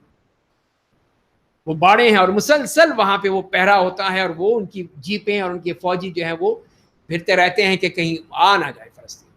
آئیں گے کہاں سے؟ اتنی اونچی دیوار بنا رکھی ہے تم نے، اور اس کے بعد پھر ایک باڑ بنا رکھی ہے، پھر اس کے اوپر خاردار تاریں لگا رکھی ہیں، پھر اس کے بعد وہاں پہ سیکیورٹی لگی ہوئی ہے مسلسل. یہی نہیں ہے کہ وہاں پہ بھی، اسے مجھے خود جانا ہوا کہ اردن میں بھی، اردن کا علاقہ جو اسرائیل سے ملتا ہے، وہاں پر رات میں کرفیو لگا دیا جاتا ہے کہ کہیں کوئی مسلمان نہ چلا جائے. اتنا ڈر ہے، اتنا خوف ہے ان کو مسلمانوں سے کہ وہ جانتے ہیں کہ یہ کچھ نہیں کریں گے، لیکن پھر بھی جتنے بھی علاقے ہوتے ہیں رات میں وہ نکل نہیں سکتے. وہ لوگ کہیں نکلیں گے تو وہ پکڑے جائیں. یہ ان کے مسلمان یہ کرتے ہیں، اور یہودیوں کی طرف سے ہوتا ہے کہ یہ اس طرح کرو تم. تو فرمایا کہ یہ ہے ان کا معاملہ، حالانکہ دل ایک دوسرے سے الگ ہیں، اس لیے کہ یہ بے عقل لوگ ہیں، سمجھتے نہیں ہیں۔ اور ان کی مثال پھر مزید دے دی، کمثل الذین من قبلہم قریبا ذاقوا وبال امرہم، وہ بھی انہی یہود بنو قینقاع کی طرح ہیں جو ان سے کچھ ہی مدت پہلے اپنے برے کرتوتوں کا مزہ چکھ چکے ہیں۔ بنو قینقاع کا جیسے میں نے عرض کیا کہ انہیں اس ایک مسلمان خاتون کے ساتھ زیادتی کی اور اس کو بے آبرو کرنا چاہا، تو ان کا بھی یہی حشر ہوا تھا، ان کو سب کو نکال باہر کیا۔ اسی لیے فرمایا گیا ہے کہ دیکھو ان کی طرح تم بھی مت کرنا، تمہارا بھی یہی حشر ہوگا، تم سب کو بھی یہی کیا جائے گا۔ اور یہ کیا ہے، یہ مسئلہ کیا ہے؟ کمثل الشیطان، وہ لوگ شیطان کے معنی میں ہیں۔ جب اس نے انسان سے کہا کہ کفر کرو، جب اس نے کفر کیا تو کہا میں تم سے بری ہوں، میں بے شک اللہ رب العالمین سے ڈرتا ہوں۔ چنانچہ ان دونوں کا انجام یہ ہوا کہ دونوں ہی جہنم رسید ہوئے، وہ وہاں ہمیشہ رہیں گے، اور ظالموں کی یہی سزا ہے۔ تو اللہ تعالیٰ نے بتا دیا ان منافقین کا معاملہ کہ بالکل شیطان کی طرح، شیطان بھی یہی کرتا ہے کہ وہ پہلے لے جاتا ہے، پھنسا دیتا ہے، یہ دیکھو یہ بڑا اچھا کام ہے، یوں کر لو وہ کر لو، یہ ہے۔ جب آدمی پھنس جاتا ہے پھر کہتا ہے جاؤ ہو چپو، جاؤ چپو ہو، وہ چھوڑ کے خود غائب ہو جاتا ہے۔ تو یہ ہے، فرمایا کہ یہی معاملہ ان یہودی منافقین کا تھا کہ انہوں نے ان کو کہا، پہلے تو کہتے رہے ہاں ٹھہر جاؤ ٹھہر جاؤ، جانا نہیں جانا نہیں، ہم تمہارے ساتھ ہیں۔ پھر جب وہ آ گئے، مسلمان آ گئے، سب بھاگ، سارے منافقین بھاگ لیے، کوئی نہیں آیا ان کی مدد کے لیے یہودیوں کی۔ تو فرمایا کہ صرف شیطان کی طرح، تو شیطان کا یہی طریقہ ہوتا ہے۔ غزوہ بدر میں بھی اس نے یہی کیا، کافروں کو لے آیا وہاں سے، مکے سے لا کر وہاں پہنچا دیا، اور جب وہاں پہنچ گئے تو کہا کہ میں وہ دیکھ رہا ہوں جو تم نہیں دیکھ رہے، مجھے ڈر لگ رہا ہے، میں جا رہا ہوں، جاؤ بھگتو اب تو۔ یہی بتایا کہ یہ ہے شیطان کا معاملہ، اور اللہ تعالیٰ اس کو چھوڑے گا نہیں، دونوں کو، شیطان کو بھی اور ان منافقین کو بھی، ان سب کو اللہ تعالیٰ جہنم میں ڈالے گا، وہاں وہ ہمیشہ رہیں گے، اور ظالموں کی یہی سزا ہے۔ یا ایھا الذین آمنوا اتقوا اللہ ولتنظر نفس ما قدمت لغد، اے ایمان والو اللہ سے ڈرو، اور ہر آدمی دیکھ لے کہ اس نے کل یعنی روز قیامت کے لیے کیا تیاری کی ہے۔ یہ سوچنا ہوگا، دیکھنا ہوگا، محاسبہ کرنا ہوگا اپنے نفس کا۔ یہ بنیادی یہ آیت ہے اس بارے میں کہ آدمی، ہر شخص اپنا محاسبہ کرے کہ کل کے لیے اس نے کیا کیا ہے، اور کل سے مراد وہ قیامت کا دن ہے کہ وہاں کے لیے اس نے کیا تیاری کی ہے، کچھ کی بھی ہے یا نہیں کی۔ اور دوبارہ پھر فرمائیں کہ واتقوا اللہ، اللہ سے ڈرتے رہو، بے شک اللہ تمہارے اعمال سے پوری طرح باخبر ہے، اور تم ان کی طرح مت ہو جاؤ جنہوں نے اللہ کو فراموش کر دیا تھا تو اللہ نے ان کی ذات سے کی طرف سے غافل کر دیا، اور وہی لوگ فاسق ہیں۔ اور اہل جہنم اور اہل جنت برابر نہیں ہو سکتے، اہل جنت ہی کامیاب لوگ ہیں، یہ ہے اللہ کے نیک بندے۔ اور اس قرآن کے بارے میں فرمایا کہ اگر ہم اس قرآن کو کسی پہاڑ پر اتار دیتے تو آپ اسے اللہ کے حضور جھکا ہوا پاتے، اور اس کے خوف سے اس کو پھٹا ہوا پاتے، وہ ریزہ ریزہ ہو جاتا، پھٹ جاتا۔ اور ہم یہ مثالیں انسانوں کی اس لیے بیان کرتے ہیں تاکہ وہ غور و فکر کریں، یہ قرآن کی یہ طاقت ہے کہ وہ پہاڑ بھی اس کو برداشت نہ کرتا، وہ بھی ٹکڑے ٹکڑے ہو جاتے۔ لیکن یہ انسان جو اس کی حقیقت نہیں سمجھتا، اس کی پوری طرح مقام نہیں سمجھتا۔ اور اس کے بعد پھر اللہ تعالیٰ کے اسماء حسنہ بیان کیے گئے، واللہ الذی لا الہ الا هو عالم الغیب والشہادہ هو الرحمن الرحیم، وہ اللہ ہے جس کے سوا کوئی معبود نہیں، وہ غائب و حاضر ہر چیز کا جاننے والا ہے، وہ نہایت مہربان بے حد رحم کرنے والا ہے۔ وہ اللہ ہے جس کے سوا کوئی معبود نہیں، وہ شہنشاہ ہے، ہر عیب سے پاک ہے، سلامتی دینے والا، امن و سکون عطا کرنے والا، سب کا نگہبان، زبردست، ہر چیز پر غالب ہے، شان کبریائی والا ہے۔ اللہ مشرکوں کے شرک سے بالکل پاک ہے۔ وہ اللہ پیدا کرنے والا ہے، ہر مخلوق کو اس کا وجود دینے والا ہے، اس کی صورت بنانے والا ہے۔ تمام پیارے نام اسی کے لیے، یہ ہے لہ الاسماء الحسنی۔ آسمان اور زمین میں پائی جانے والی ہر چیز اسی کی پاکیزگی بیان کرتی ہے، اور وہ زبردست بڑی حکمت والا ہے۔ تو یہاں پر یہ سوال پیدا ہوتا ہے کہ اللہ تعالیٰ نے پھر یہ اسماء حسنہ یہاں پر کیوں بیان کیے؟ اس سے پہلے تو منافقین کا ذکر آ رہا ہے، یہودیوں کا ذکر آ رہا ہے، تو یہ اس میں ہی اللہ تعالیٰ کی طرف سے وہ ترغیب ہے کہ منافقت کا روگ، منافقت کی بیماری، تکلیف اللہ کے ذکر سے ختم ہو، اللہ کا ذکر کرو گے یہ منافقت ختم ہو جائے۔ سورۃ منافقون میں بھی آپ دیکھیں گے، وہاں پر بھی اسی طرح اللہ تعالیٰ نے منافقوں کا ذکر کرنے کے بعد پھر اللہ کے ذکر کی بات، دیکھو اللہ کو یاد کرو، اللہ کا ذکر کرتے رہو، غفلت میں مت پڑو، ورنہ تمہارے دلوں میں نفاق کا پودا لگ جائے گا، وہ درخت بن جائے گا، پھر تم ہدایت پر نہیں آ سکتے ہو، پھر سیدھے راستے پر نہیں آ سکتے ہو۔ تو یہاں اس کے بعد سورہ ممتحنہ آتی ہے۔ سورہ ممتحنہ مدنی صورت ہے، اس میں 13 آیات ہیں۔ بسم اللہ الرحمن الرحیم، یا ایھا الذین آمنوا لا تتخذوا عدوی وعدوکم اولیاء تلقون الیہم بالمودۃ وقد کفروا بما جاءکم من الحق یخرجون الرسول وإیاکم ان تؤمنوا باللہ ربکم ان کنتم خرجتم جہادا فی سبیلی وابتغاء مرضاتی تسرون الیہم بالمودۃ وَأَنَا أَعْلَمُ بِمَا أَخْفَيْتُمْ وَمَا أَعْلَنْتُمْ وَمَنْ يَفْعَلْهُ مِنْكُمْ فَقَدْ ضَلَّ سَوَاءَ السَّبِيلِ۔ فرمایا اے ایمان والو، تم لوگ میرے دشمن اور اپنے دشمن کو دوست مت بناؤ۔ پہلے ہی بات، فوراً سیدھی بات کہہ دی کہ دیکھو جو تمہارا دشمن ہے اور میرا دشمن ہے، اللہ کا دشمن ہے، اس کو دوست تم بنا رہے ہو، اس سے دوستی، تم ان کی طرح دوستی کا ہاتھ بڑھاتے ہو، حالانکہ وہ دین برحق کا انکار کرتے ہیں جو تمہیں ملا ہے۔ انہوں نے رسول اللہ کو اور تمہیں صرف اس وجہ سے مکے سے نکال دیا تھا کہ تم اپنے رب اللہ پر ایمان لے آئے اور تم میری راہ میں جہاد کرنے اور میری خوشنودی حاصل کرنے کے لیے وہاں سے نکلے ہو، پھر ان سے تم چپکے چپکے دوستی کرتے ہو۔ میں تو وہ سب جانتا ہوں جو تم چھپاتے ہو، جو ظاہر کرتے ہو، اور تم میں سے جو کوئی ایسا کرتا ہے وہ اللہ کی سیدھی راہ سے بھٹک جاتا ہے۔ تو یہاں پہ بھی اس کا بھی پس منظر ہے، جیسے کہ احادیث میں آیا ہے کہ نبی کریم صلی اللہ علیہ وسلم نے جب صلح حدیبیہ کے بعد جب اہل مکہ نے معاہدے کی پابندی نہیں کی اور وہ معاہدہ توڑ دیا، تو آپ نے پھر عزم کر لیا کہ اب مکے پہ چڑھائی کا وقت آ گیا، اب مکے پہ حملہ کیا جائے اور مکے کو فتح کر دیا۔ تو مسلمانوں کو اس کی تیاری کرنے کا حکم دیا، لیکن یہ بہت ہی ٹاپ سیکرٹ تھا، سب کو نہیں پتا، بس چند صحابہ کرام سے جن سے آپ نے مشورہ کیا تھا، بتایا تھا، ان کو معلوم تھا۔ تو حاتب ابن ابی بلتہ رضی اللہ تعالیٰ عنہ، جو کہ مکے کے نہیں تھے اور وہ کہیں دوسری جگہ سے آ کر وہاں پر رہنے لگے تھے، وہاں ان کے بیوی بچے تھے، وہ خود تو آ گئے مدینہ، لیکن ان کی اولاد، ان کے بھائی، ان کے چچا وغیرہ اور رشتہ دار وہاں مکے میں تھے۔ تو ان کو یہ اطلاع ملی، تو انہوں نے کہا کہ میں کسی طرح اگر یہ اطلاع وہاں مکے پہنچا دوں، اس طرح مکے والوں کے اوپر میرا ایک احسان ہو جائے گا، میرے احسان تلے وہ دب جائیں گے، اور پھر وہ میرے بچوں، میری اولاد، میرے بھائی، میرے رشتہ دار، ان سب کی وہ خیال رکھیں گے۔ جنگ ہوگی، ظاہر ہے جب آپ جائیں گے یہاں سے اور وہاں پہ جنگ ہوگی تو اس میں ہو سکتا ہے مارے نہ جائیں، تو یہ خیال ہو۔ تو انہوں نے پھر ایک خط لکھا مکے والوں کے نام، اور پھر ایک عورت جا رہی تھی مکے، ایک لونڈی، اس کو دے دیا کہ جاؤ تم جا کے مکے والوں کو فلاں کو دے آنا۔ تو اللہ تعالیٰ نے بذریعہ وحی بتا دیا آپ کو کہ یہ آپ کا جو ٹاپ سیکرٹ ہے وہ اب اوپن ہونے والا ہے، افشا ہونے والا ہے۔ تو آپ نے فوراً حضرت علی، حضرت ابو مرثد اور حضرت زبیر ابن العوام رضی اللہ تعالیٰ عنہم، تینوں صحابہ کو کہا کہ فوراً جاؤ، تیزی سے گھوڑوں پر دوڑتے ہوئے جاؤ فلاں جگہ پر۔ آپ نے جگہ بھی بتا دی، اس جگہ پہ ایک عورت جا رہی ہے، اونٹنی پر سوار ہے، اس کے پاس ایک خط ہے، وہ لے آؤ۔ یہ صحابہ کرام گئے، پھر تیر کی طرح پہنچے، وہاں دیکھا اسی جگہ پہ وہ عورت مل گئی۔ اس نے کہا میرے پاس تو کچھ نہیں ہے، صاف انکار کر دیا۔ تو انہوں نے اس کو فوراً دھمکی دی کہ اگر تم نہیں مانو گی، اس طرح نہیں دو گی، تو پھر ہم دوسرا کام کریں گے، پھر ہم سختی کریں گے، تمہارے سارے کپڑے اتار دیں گے، تو دے دو، شرافت سے دے دو، ورنہ ہم بھی جانتے، اس لیے کہ رسول اللہ نے کہا ہے جھوٹ نہیں ہے، جھوٹ ہو نہیں سکتا، یہ آپ کی اطلاع ہے، آپ نے جو اللہ کی طرف سے اطلاع ملی ہے آپ کو۔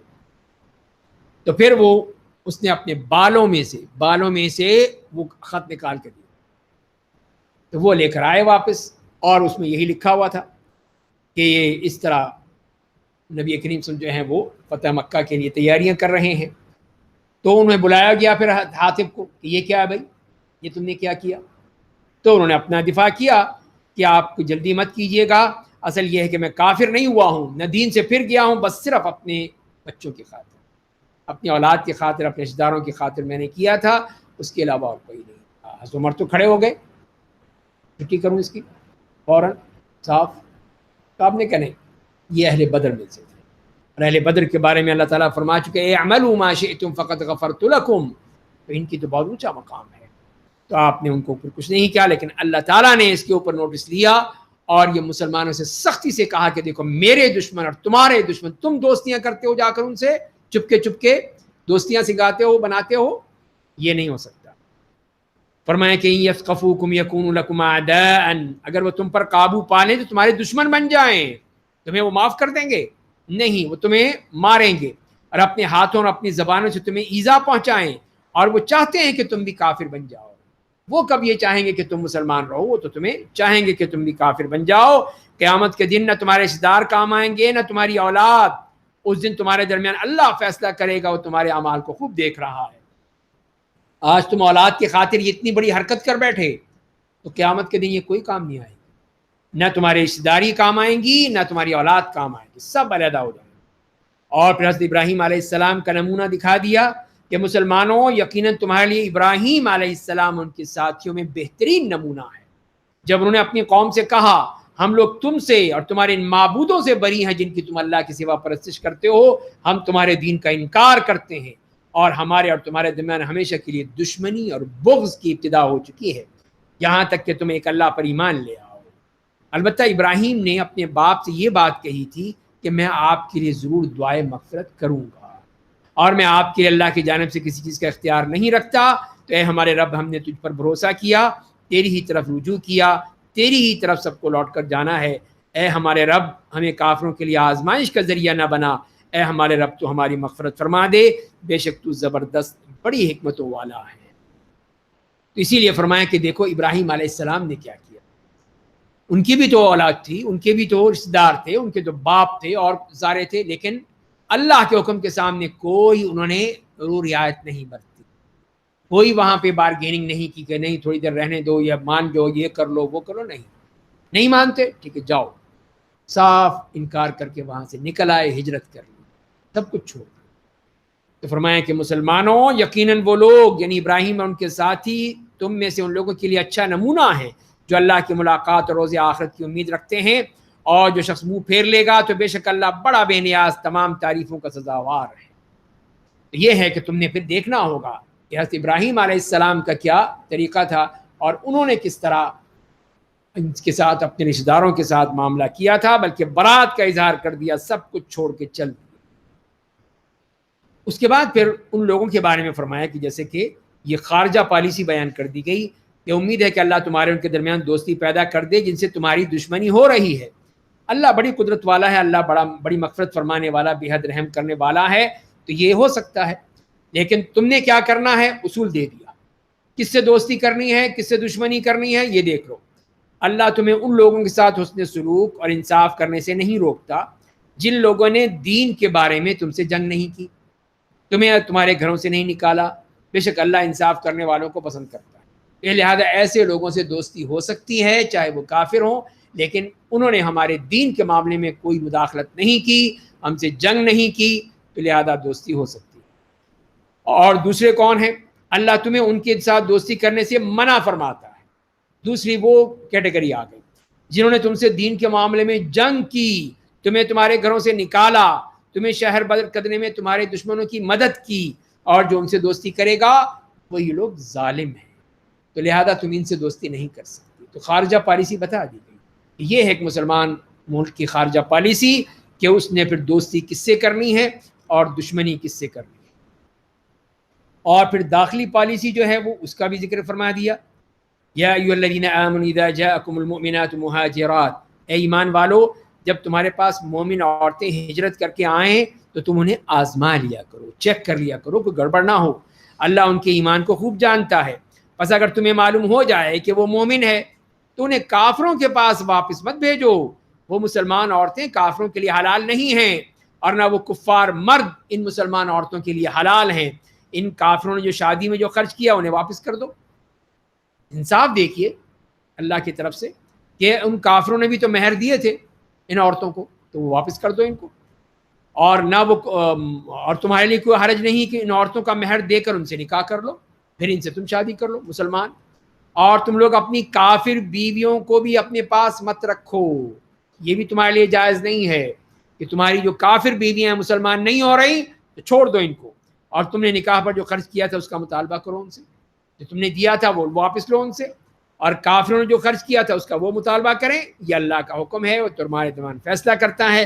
اللہ بڑا جاننے والا اور بڑی حکمتوں والا ہے.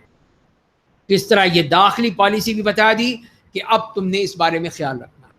اب جو صلح حدیبیہ کے حوالے سے جو شرط تھی وہ مردوں کے بارے میں تھی. اب عورتیں بھی آ گئیں ان میں، اس لیے کہ مسلمان عورتوں کے بارے میں کچھ نہیں تھا اس میں. اب جب عورتیں آگے ہجرت کر کے آئیں، جس میں ام کلثوم بنت عقبہ ابن ابی معیط، سبیعہ اسلمیہ، امیمہ بنت بشر وغیرہ، تو یہ خواتین تھی جو ہجرت کر کے مکے سے مدینے آ گئیں. تو اب انہوں نے کہا کہ ام کلثوم جو تھی ان کے 2 بھائی آ گئے کہ دیں، واپس دیں ہماری بہن کو. تو آپ نے کہا نہیں. کہاں لکھا ہے اس میں؟ دکھاؤ اس معاہدے میں کہاں لکھا ہے عورتیں واپس ہوں گی؟ تو لکھا ہی نہیں کہیں. تو لہذا عورتیں واپس نہیں جائیں گی. اللہ تعالیٰ نے بھی صاف کہہ دیا، پھر واضح احکام آ گئے کہ ان عورتوں کو واپس مت کرو. یہ مسلمان عورتیں جن کو کافروں کے پاس کیسے بھیج دو گے تم؟ یہ ان کے لیے حلال، نہ یہ ان کے لیے حلال، دونوں ایک دوسرے کے لیے حرام ہے. تو لہذا یہ مسلمان عورتیں ہیں، مسلمان ہجرت کر کے آئی ہیں، تو لہذا یہ واپس کافروں کے پاس نہیں جا سکتی. اور اگر تمہاری بعض بیویاں کافروں کے پاس رہ جائیں تو پھر تم کافروں کو کسی جنگ میں سزا دی تو جن مسلمانوں کی بیویاں چلی گئیں انہیں ان کا خرچ کیا ہوا مال دے دو اور اس اللہ سے ڈرو جس پر تم ایمان رکھتے ہو. تو یہ ان لوگوں کے بارے میں بتا دیا گیا یہاں پر کہ جو کہ وہ عورتیں جو وہاں پر چلی گئی ہیں کسی وجہ سے، یا اپنے کافر شوہر کی وجہ سے، یا مرتد ہو کر چلی گئی ہیں، تو اس صورت میں پھر یہ ہے کہ تم ان کے لیے بتا دیا کہ اگر وہ مسلمان تھا یہاں پہ شوہر، تو وہ پھر اپنا مہر واپس لے ان سے جو وہ چھوڑ کر چلی گئی ہے یہاں سے یا مرتد ہو گئی ہے. اس کے بعد مسلمان عورتیں جو آتی ہیں ان سے بیعت لینے کا حکم دیا گیا. یا ایھا النبی اذا جاءک المؤمنات، اے میرے نبی اگر آپ کے پاس مومن عورتیں آپ سے اس بات پر بیعت کرنے کے لیے آئیں کہ وہ اللہ کے ساتھ کسی چیز کو شریک نہیں بنائیں گی، کوئی شرک نہیں ہوگا، چوری نہیں کریں گی، بدکاری نہیں کریں گی، اپنی اولاد کو قتل نہیں کریں گی جیسے کہ جاہلیت میں کیا کرتی تھیں، اور اپنے ہاتھوں اور پاؤں کے درمیان گھڑا ہوا کوئی بہتان نہیں لائیں گی، کوئی بھی ایسی چیز جس کے ذریعے سے وہ شوہر پر کوئی چیز لگا دیں، اور کسی بھلائی کے کام میں نافرمانی نہیں کریں گی، تو آپ ان سے بیعت لے لیجیے. تو یہ بیعت کے وہ سارے آئٹمز ہیں جو بتا دیے کہ یہ چیزیں ہیں، ان کو تم نے ماننا ہے. اگر وہ مانتی ہیں تو آپ بیعت کر لیجیے ان سے، اور ان سے فرمایا اللہ سے ان کے لیے مغفرت کی دعا کیجیے، بے شک اللہ بڑا معاف کرنے والا، بے حد رحم کرنے والا ہے. تو آپ صلی اللہ علیہ وسلم اس طرح خواتین سے بھی بیعت لیتے تھے، مردوں سے بھی بیعت لیا کرتے تھے، وہ بھی اسی طرح بیعت ہوتی تھی. اور مردوں سے تو یہ ہے کہ ہاتھ لے کر ہاتھ میں مصافحہ کر کے بیعت کی جاتی ہے، عورتوں سے مصافحہ نہیں کرتے تھے. عورتوں نے جب پوچھا تو آپ نے فرمایا کہ نہیں، میں عورتوں سے مصافحہ نہیں کرتا. ظاہر اجنبی خواتین ہیں، آپ تو ایک باپ کی جگہ ہیں، لیکن پھر بھی آپ نے اس کی اجازت نہیں دی.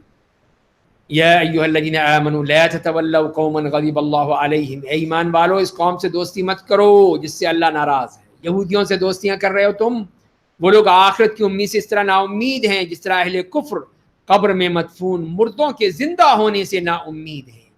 اسی لیے ان کو آخرت میں پتہ ہے کہ کچھ نہیں ملے گا، اللہ کا غصہ اتنا ہے ان کے اوپر. تو اسی لیے یہ کافر بھی جس طرح کے ان قبر والوں سے نا امید ہیں، اسی طرح یہ بھی نا امید ہے کہ آخرت میں انہیں کچھ ملے. تو لہذا تم ان سے دوستیاں بناتے ہو، تم جا کے ان کو اپنا دوست بناتے ہو. اس کے بعد سورۃ الصف ہے، مدنی سورت جس میں 14 آیات ہیں. بسم اللہ الرحمن الرحیم. سبح للہ ما فی السماوات وما فی الارض وهو العزیز الحکیم. آسمانوں اور زمین میں جتنی چیزیں ہیں سب اللہ کی تسبیح بیان کرتی ہیں، وہ زبردست بڑی حکمتوں والا ہے. تو اے ایمان والو تم ایسی بات کیوں کہتے ہو جس پر خود عمل نہیں کرتے؟ یہ بات اللہ کو بہت ہی زیادہ ناپسند ہے کہ تم وہ بات کہو جس پر تم خود عمل نہیں کرتے ہو. تو یہ دوغلی پالیسی ہے کہ کہنا کچھ ہے اور کرنا کچھ اور ہے. اسی لیے فرمایا کہ تم وہ بات کیوں کہتے ہو جو تم کرتے نہیں. یہی تو غلط ہے، یہی تو منافقت ہے. اسی کو ہی اللہ تعالیٰ نے صاف کہا، اور پھر یہ کہہ دیا کہ جو لوگ کون ہیں، وہ لوگ جو پکے اور سچے ہیں. ان اللہ یحب الذین یقاتلون فی سبیلہ صفا، بے شک اللہ ان لوگوں کو پسند کرتا ہے جو اس کی راہ میں ایک صف بنا کر اس طرح جہاد کرتے ہیں جیسے وہ سیسا پلائی ہوئی دیوار ہو. یہ ہے متحد، بالکل متفق، کوئی انتشار نہیں، کوئی اختلاف نہیں، کوئی تنازع نہیں، بالکل ایک سیسا پلائی ہوئی دیوار کی طرح. یہ ہیں وہ لوگ جو اللہ کی راہ میں جہاد کرتے ہیں اور فتح پاتے ہیں. آج جب موسیٰ نے اپنی قوم سے کہا ہے میری قوم کے لوگوں تم کیوں مجھے ایذا پہنچاتے رہتے ہو، حالانکہ تم جانتے ہو کہ میں تمہارے لیے اللہ کا رسول بنا کر بھیجا گیا ہوں. بس جب انہوں نے ٹیڑھ اختیار کی تو اللہ نے ان کے دلوں کو زیادہ ٹیڑھا کر دیا. اللہ فاسق قوم کو ہدایت نہیں دیتا ہے. جو ٹیڑھے پن پر چلتا ہے اللہ تعالیٰ کہتا ہے ٹھیک ہے اور جاؤ تم اسی ٹیڑھے پن پر ہی چلو. یہ ایسے لوگوں سے اللہ تعالیٰ پسند نہیں کرتا اور نہ ان کو ہدایت دیتا. اور پھر حضرت عیسیٰ ابن مریم کی بھی مثال دی. اور جب عیسیٰ ابن مریم نے کہا ہے بنی اسرائیل میں تمہارے لیے اللہ کا رسول بنا کر بھیجا گیا ہوں، مجھ سے پہلے جو تورات آ چکی اس کی تصدیق کرتا ہوں اور ایک رسول کی خوشخبری دیتا ہوں جو میرے بعد آئے گا، اس کا نام احمد ہوگا. خوشخبری آپ حضرت عیسیٰ نے دے دی.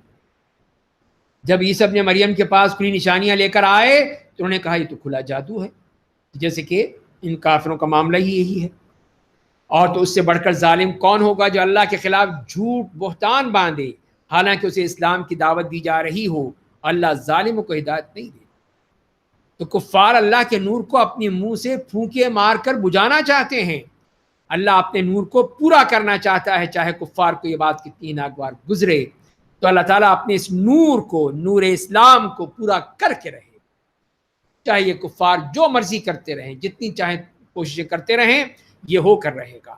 اسی لیے اگلی آیت میں یہ فرما دیا هو الذی ارسل رسولہ بالہدی ودین الحق لیظہرہ علی الدین کلہ. اسی نے اپنے رسول کو منبع ہدایت قرآن اور دین حق کے ساتھ بھیجا ہے تاکہ اسے تمام ادیان پر غالب بنے، سب پر غالب آ جائے گا. چاہے مشرکین کو یہ بات کتنی ہی ناگوار گزرے، کتنا ہی ان کو برا لگے، لیکن یہ ہو کر رہے گا کہ یہ دین غالب آئے گا اور یہ کسی طور پہ بھی اس کو دبا نہیں سکتے. یا ایھا الذین آمنوا هل ادلکم علی تجارۃ تنجیکم من عذاب علیم. اے ایمان والو کیا میں تمہیں ایسی تجارت بتاؤں جو تمہیں دردناک عذاب سے نجات دے دے؟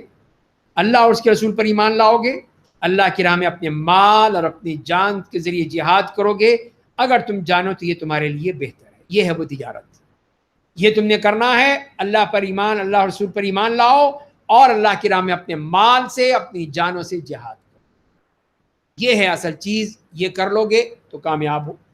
وہ تمہارے گناہوں کو معاف کر دے گا، تمہیں ایسی جنتوں میں داخل کرے گا جن کے نیچے نہریں جاری ہوں گی اور جنات عدن کی عمدہ رہائش گاہوں میں ٹھہرائے گا. یہی عظیم کامیابی ہے. اور ایک دوسری نعمت دے گا جسے تم پسند کرتے ہو، یعنی اللہ کی نصرت و تائید اور قریب ہی حاصل ہونے والی فتح و کامرانی. اور میرے نبی آپ مومنوں کو بشارت دے دیجئے. یہ اللہ تعالیٰ نے پہلے ہی سے بشارت دے دی کہ اب تمہارے لیے وہ فتح آنے والی ہے، ان قریب تمہیں وہ فتح مل جائے گی. تو بشارت دے دی مسلمانوں کو. تو یہ بشارت چاہے وہ غزوہ بدر کے حوالے سے ہو یا جو بھی قریبی کوئی فتح تھی اس کے حوالے سے یہ فتح دے دی گئی. تو اے ایمان والو اللہ کے مددگار بن جاؤ، کونوا انصار اللہ. جیسے کہ عیسیٰ ابن مریم نے حواریوں سے کہا کہ دعوت اللہ کی راہ میں میری کون مدد کرے گا، کون میرے ساتھ چلے گا؟ تو حواریوں نے کہا کہ ہم اللہ کے دین کی مدد کرنے والے ہیں. بس بنی اسرائیل کی ایک جماعت ایمان لے آئی اور دوسری جماعت کافر ہو گئی.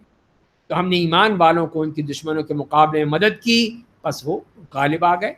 تو یہ ہے اللہ تعالیٰ اپنے نیک بندوں کی مدد فرماتے ہیں جو کہ اپنے دین کی مدد کر رہے ہیں، اللہ کی نصرت کرتے ہیں. اسی لیے اللہ بھی ان کی مدد فرماتا ہے. اس کے بعد سورہ جمعہ ہے، مدنی صورت ہے، اس میں 11 آیات ہیں. بسم اللہ الرحمن الرحیم. یسبح للہ ما فی السماوات وما فی الارض الملک القدوس العزیز الحکیم. جتنی چیزیں آسمانوں میں ہیں، جتنی زمین میں ہیں، سب اللہ کی پاکیزگی بیان کرتی ہیں. جو بادشاہ ہے، ہر نقص و عیب سے اکثر پاک ہے، زبردست ہے، بڑی حکمتوں والا ہے. اور اسی نے ان پڑھ لوگوں میں انہی میں سے ایک رسول بھیجا ہے جو انہیں اس کی آیتیں پڑھ کر سناتے ہیں، انہیں کفر و شرک کی آرائشوں سے پاک کرتے ہیں، انہیں قرآن و سنت کی تعلیم دیتے ہیں. بے شک وہ لوگ ان کی بعثت سے قبل سری گمراہی میں مبتلا تھے. تو اللہ تعالیٰ نے بتا دیا کہ نبی کریم صلی اللہ علیہ وسلم کا جو مشن ہے، آپ کی جو ڈیوٹی ہے، وہ یہ 4 باتیں ہیں. پہلی بات یہ ہے کہ تلاوت آیات، آیات قرآن کی آیت تلاوت کرتے ہیں، صحابہ کرام سنتے ہیں، اس کو یاد کر لیتے ہیں۔ دوسری بات یزکیہم تزکیہ، بالکل پاک کر دینا، جاہلیت کی جتنی رسم و رواج تھے، بدعات تھی، خرافات تھی، سب سے پاک کر، سب چیزیں ختم کر دی۔ تیسری چیز تعلیم کتاب، پہلے تلاوت، یہاں تعلیم سکھاتے ہیں، ایک ایک بات کو سکھاتے ہیں، کر کے دکھاتے ہیں، عملاً کر کے دکھاتے ہیں، یہی تعلیم ہوتی ہے۔ اور چوتھی چیز وہ تعلیم حکمت، حکمت سے مراد وہی سنت ہے، حدیث ہے، اس کی تعلیم دیتے ہیں۔ تو جہاں قرآن اس کے ساتھ ساتھ حدیث بھی، اور اس طرح ان کی تعلیم ہی دیا آپ نے، اور اس کے ذریعے سے پورا دین آپ نے پہنچا دیا۔ بے شک وہ لوگ ان کی بعثت سے قبل سری گمراہی میں مبتلا تھے، اور اللہ نے اس نبی کو ان میں سے دوسرے لوگوں کے لیے بھی بھیجا ہے جو اب تک عرب مسلمانوں سے نہیں ملے ہیں، اور وہ زبردست بڑی حکمتوں والا ہے۔ اور لوگ بھی آئیں گے، ان کو بھی اللہ تعالیٰ پھر اسی طرح۔ تو ایک صحابی نے پوچھا کہ یا رسول اللہ یہ کون ہے جب تک ہم سے نہیں ملے ہیں؟ تو آپ نے سلمان فارسی کے پر ہاتھ رکھ کر کہا کہ اس ذات کی قسم جس کے ہاتھ میں میری جان ہے، اگر ایمان سریا میں بھی ہوگا، آسمان میں سب سے اوپر، تو اس کی قوم کے کچھ لوگ پا لیں گے، یعنی وہ لوگ آئیں گے جو ایمان لانے والے ہوں۔ ان کی تعریف فرمائی ہے جو بعد میں آئے ہیں، اور اللہ نے پھر جب پورے دین کو پھیلا دیا تو پوری دنیا میں پھیل گیا۔ یہ پیغمبر یا دین اسلام اللہ کا فضل ہے، جسے چاہتا ہے یہ نعمت دیتا ہے، اللہ عظیم فضل والا ہے۔ ان یہودیوں کے بارے میں فرمایا کہ ان لوگوں کی مثال جنہیں تورات پر عمل کرنے کا حکم دیا گیا ہے، پھر انہوں نے اس پر عمل نہیں کیا، پہلے کہا پھر انکار کر دیا۔ ان کی مثال کیا ہے؟ اس گدھے کی ہے جو کتابوں کا بوجھ اٹھائے پھرتا ہے۔ بڑی بری مثال ہے ان لوگوں کی جنہوں نے اللہ کی آیتوں کو جھٹلا دیا، اور اللہ ظالم قوم کو راہ راست نہیں دکھاتا۔ تو یہ سمجھتے ہیں کہ ان کے پاس تورات ہے، تورات کے اوپر بڑا فخر ہے، تو تورات لے کر ان کو کیا فائدہ ہوا؟ عمل تو کیا نہیں، صرف پڑھ پڑھ کے جو ہیں وہ سمجھتے رہے کہ ہم علامہ بن چکے ہیں۔ تو فرمایا اسی طرح یہ علامہ حمار جو ہے نا، یہ بھی اسی لیے علامہ ہے کہ اس کے اوپر تورات لدی ہوئی ہے، کتابیں لدی ہوئی ہیں، تو یہ بھی علامہ بن گیا ہے۔ یہی ان کو بتایا گیا ہے کہ یہ مت سمجھنا، اور پھر مسلمانوں کے لیے درس ہے کہ تم یہ مت سمجھنا کہ بس قرآن پڑھ لیا تو بس یہ کافی ہو گیا، ہم علامہ بن گئے۔ نہیں، قرآن کو سمجھو، یہودیوں کی طرح مت ہو جانا جنہوں نے بس بغیر سوچے سمجھے تورات کو مذاق بنا رکھا تھا۔ قُلْ يَا أَيُّهَا الَّذِينَ هَادُوا إِن زَعَمْتُمْ أَنَّكُمْ أَوْلِيَاءُ لِلَّهِ، اے میرے نبی آپ کہہ دیجئے اے قوم یہود، اگر تمہارا خیال ہے کہ تم لوگوں کے سوا صرف تم ہی اللہ کے دوست ہو تو اپنی موت کی تمنا کرو، اور اگر تم اپنے دعویٰ میں سچے ہو تو جب یہ سمجھتے ہو، یہ کہتے ہو ہم اللہ کے چہیتے ہیں، لاڈلے ہیں، دوست ہیں، اللہ کے ولی ہیں، تو پھر جاؤ جنت میں، پھر اور جنت کا راستہ جو ہے مرنے کے بعد ہی ملے گا، تو مرو، پھر موت کی تمنا کرو۔ لیکن نہیں، وہ کبھی تمنا نہیں کریں گے، اور وہ کبھی بھی اپنے مرنے کی تمنا نہیں کریں گے، ان بدعمالیوں کے سبب جو وہ کر چکے ہیں اللہ ظالموں کو خوب جانتا ہے۔ تو اے میرے نبی آپ ان سے کہہ دیجئے کہ بے شک وہ موت جس سے تم راہ فرار اختیار کرتے ہو وہ تم سے ضرور آ ملے گی۔ کہاں جاؤ گے بھاگ کے؟ پھر تم اس کی طرف لوٹا دیے جاؤ گے جو غائب و حاضر تمام باتوں کا علم رکھتا ہے، پھر وہ تمہیں ان تمام اعمال کی خبر دے گا جو تم دنیا میں کرتے رہے تھے، سب کچھ تمہارے سامنے آ جائے گا۔ پھر مسلمانوں کو جمعے کے دن کے بارے میں ہدایات دی گئیں کہ یا ایھا الذین آمنوا اذا نودی للصلاۃ من یوم الجمعہ، اے ایمان والو جب جمعے کے دن جب نماز کے لیے اذان دی جائے تو تم اللہ کی یاد کرنے کے لیے تیزی کے ساتھ لپکو، خرید و فروخت چھوڑ دو، اگر تم سمجھتے ہو تو ایسا کرنا تمہارے لیے زیادہ بہتر ہے۔ جب نماز پڑھ لی جائے تو تم لوگ زمین میں پھیل جاؤ، اللہ کی فضل یعنی روزی کی تلاش میں لگ جاؤ، اللہ کو کثرت سے یاد کرتے رہو تاکہ تم فلاح پا جاؤ۔ چھٹی نہیں ہے کہ چھٹی منا لی جمعے کی، ہفتے کی، اتوار کی، نہیں، کوئی چھٹی نہیں ہے۔ کام کرو، تجارت کرو، کاروبار کرو، اللہ کا فضل تلاش کرو، نماز کا وقت ہے نماز کو جاؤ، نماز پڑھو، بس یہ چھٹی ہے تمہارے لیے۔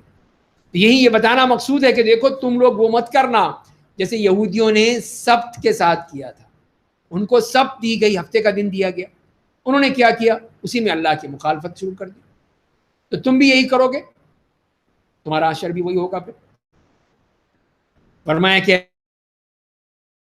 میرے ہیں تو اس کی طرف دوڑ پڑتے ہیں اور آپ کو ممبر پر کھڑا چھوڑ دیتے ہیں، آپ بتا دیجئے کہ اللہ کے پاس جو اجر و ثواب ہے وہ لہو و لعب اور تجارت سے بہتر ہے.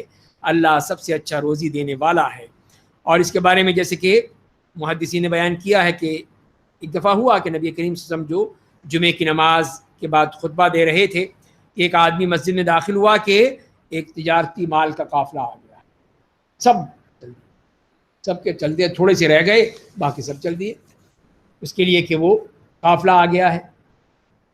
تو اسی کے لیے اللہ تعالیٰ نے فرمایا کہ جب کوئی تجارتی قافلہ یا سامان لہو و لعب آتا ہے تو یہ سب چھوڑ کے چل دیے. آپ کو اکیلا چھوڑ دیا، آپ خطبہ دے رہے ہیں اور یہ سارے کے سارے باہر نکل گئے. نہیں، یہ بات غلط ہے. اللہ تمہیں جو روزی دیتا ہے وہ اس سے بہتر ہے. اس لہو و لعب سے یا اس کاروبار سے، تجارت سے بہتر اللہ تمہیں دے رہا ہے. یہاں یہ صورت مکمل ہوتی ہے. اس کے بعد سورہ منافقون ہے جو مدنی صورت ہے، اس میں 11 آیات ہیں.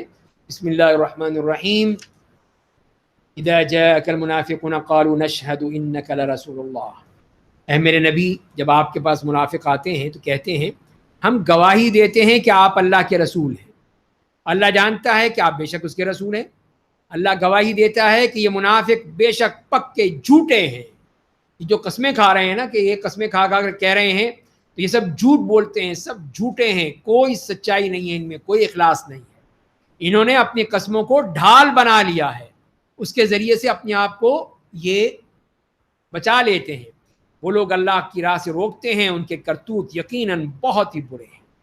وہ لوگ ایسا اس لیے کرتے ہیں کہ وہ بظاہر ایمان لے آئے ہیں، پھر کفر پر ہی قائم رہے تو ان کے دلوں پر مہر لگا دی گئی، اس لیے وہ بالکل نہیں سمجھتے ہیں. تو یہ ان کی ساری صفات بیان کی جا رہی ہیں منافقین کی، کہ جو بتا دیا گیا ہے کہ یہ وہ لوگ جو کہ بات بھی جھوٹی، گواہی بھی جھوٹی، اور پھر قسمیں کھا کی وہ بھی جھوٹی قسمیں، اور اس کے بعد پھر سمجھتے نہیں ہیں، ناسمجھ لوگ ہیں، بے وقوف لوگ ہیں. اور جب آپ انہیں دیکھتے ہیں تو ان کی جسم بہت ہی اچھے لگتے ہیں، بہت ہی بن ٹھن کے رہتے ہیں. اگر وہ بات کرتے ہیں تو اب ہم کی گفتگو غور سے سنتے ہیں، بڑے چرب زبان ہیں، بہت ہی باتیں بناتے ہیں. عقل و فہم اور خیر کی توفیق سے ایسے بے بہرا ہیں جیسے دیوار سے ٹیک لگائی ہوئی لکڑیاں. یہ اس قسم کے لوگ ہیں. یہ کوئی ان کو ہوش نہیں ہے، ویسے باتیں بنانی آتی ہیں بس. ہر چیز پر انہیں یہی گمان ہوتا ہے کہ انہی کے خلاف ہے. یعنی اتنے بزدل بھی ہیں. وہی لوگ حقیقی دشمن ہیں. یہ ہیں دشمن آپ کے. آپ ان سے بچتے رہیے، اللہ انہیں ہلاک کر دے. وہ کدھر بہہ کے جا رہے ہیں، کدھر یہ ان کا رخ ہو رہا ہے، کہاں یہ بھاگے چلے جا رہے ہیں. اور جب ان سے کہا جاتا ہے کہ آؤ رسول اللہ تمہارے لیے مغفرت طلب کریں، تو وہ اپنے سر موڑ لیتے ہیں. متکبر بھی ہیں، تکبر ان کے یہاں پایا جاتا ہے. اور آپ انہیں دیکھتے ہیں کہ وہ تکبر کرتے ہوئے منہ پھیر لیتے ہیں. ان کے حق میں برابر ہے، آپ چاہیں تو ان سے مغفرت طلب کریں ان کے لیے یا نہ کریں، اللہ انہیں ہرگز معاف نہیں کرے. اللہ نے فیصلہ سنا دیا، جو مرضی کر لیں آپ، ان کے لیے مغفرت نہیں ہے، ان کو معاف نہیں کیا جائے گا. بے شک اللہ نافرمان قوم کو راہ راست نہیں دکھاتا. ہم الذین یقولون لا تنفقوا علی من عند رسول اللہ حتی ینفضوا. یہی وہ لوگ ہیں جو کہتے ہیں کہ جو لوگ رسول اللہ کے پاس رہتے ہیں ان پر خرچ مت کرو. کیوں تم ان کو خرچ کرتے ہو، کیوں پیسے دیتے ہو ان کو؟ تاکہ وہ لوگ الگ ہو جائیں. حالانکہ آسمان اور زمین کے خزانے اللہ کی ملکیت ہیں، لیکن یہ منافق سمجھتے نہیں ہیں. یہ دوسروں کو بھی روک رہے ہیں انفاق فی سبیل اللہ کرنے سے. کہتے ہیں اگر ہم مدینہ واپس پہنچ گئے تو زیادہ عزت والا وہاں سے ذلت والوں کو نکال دے گا.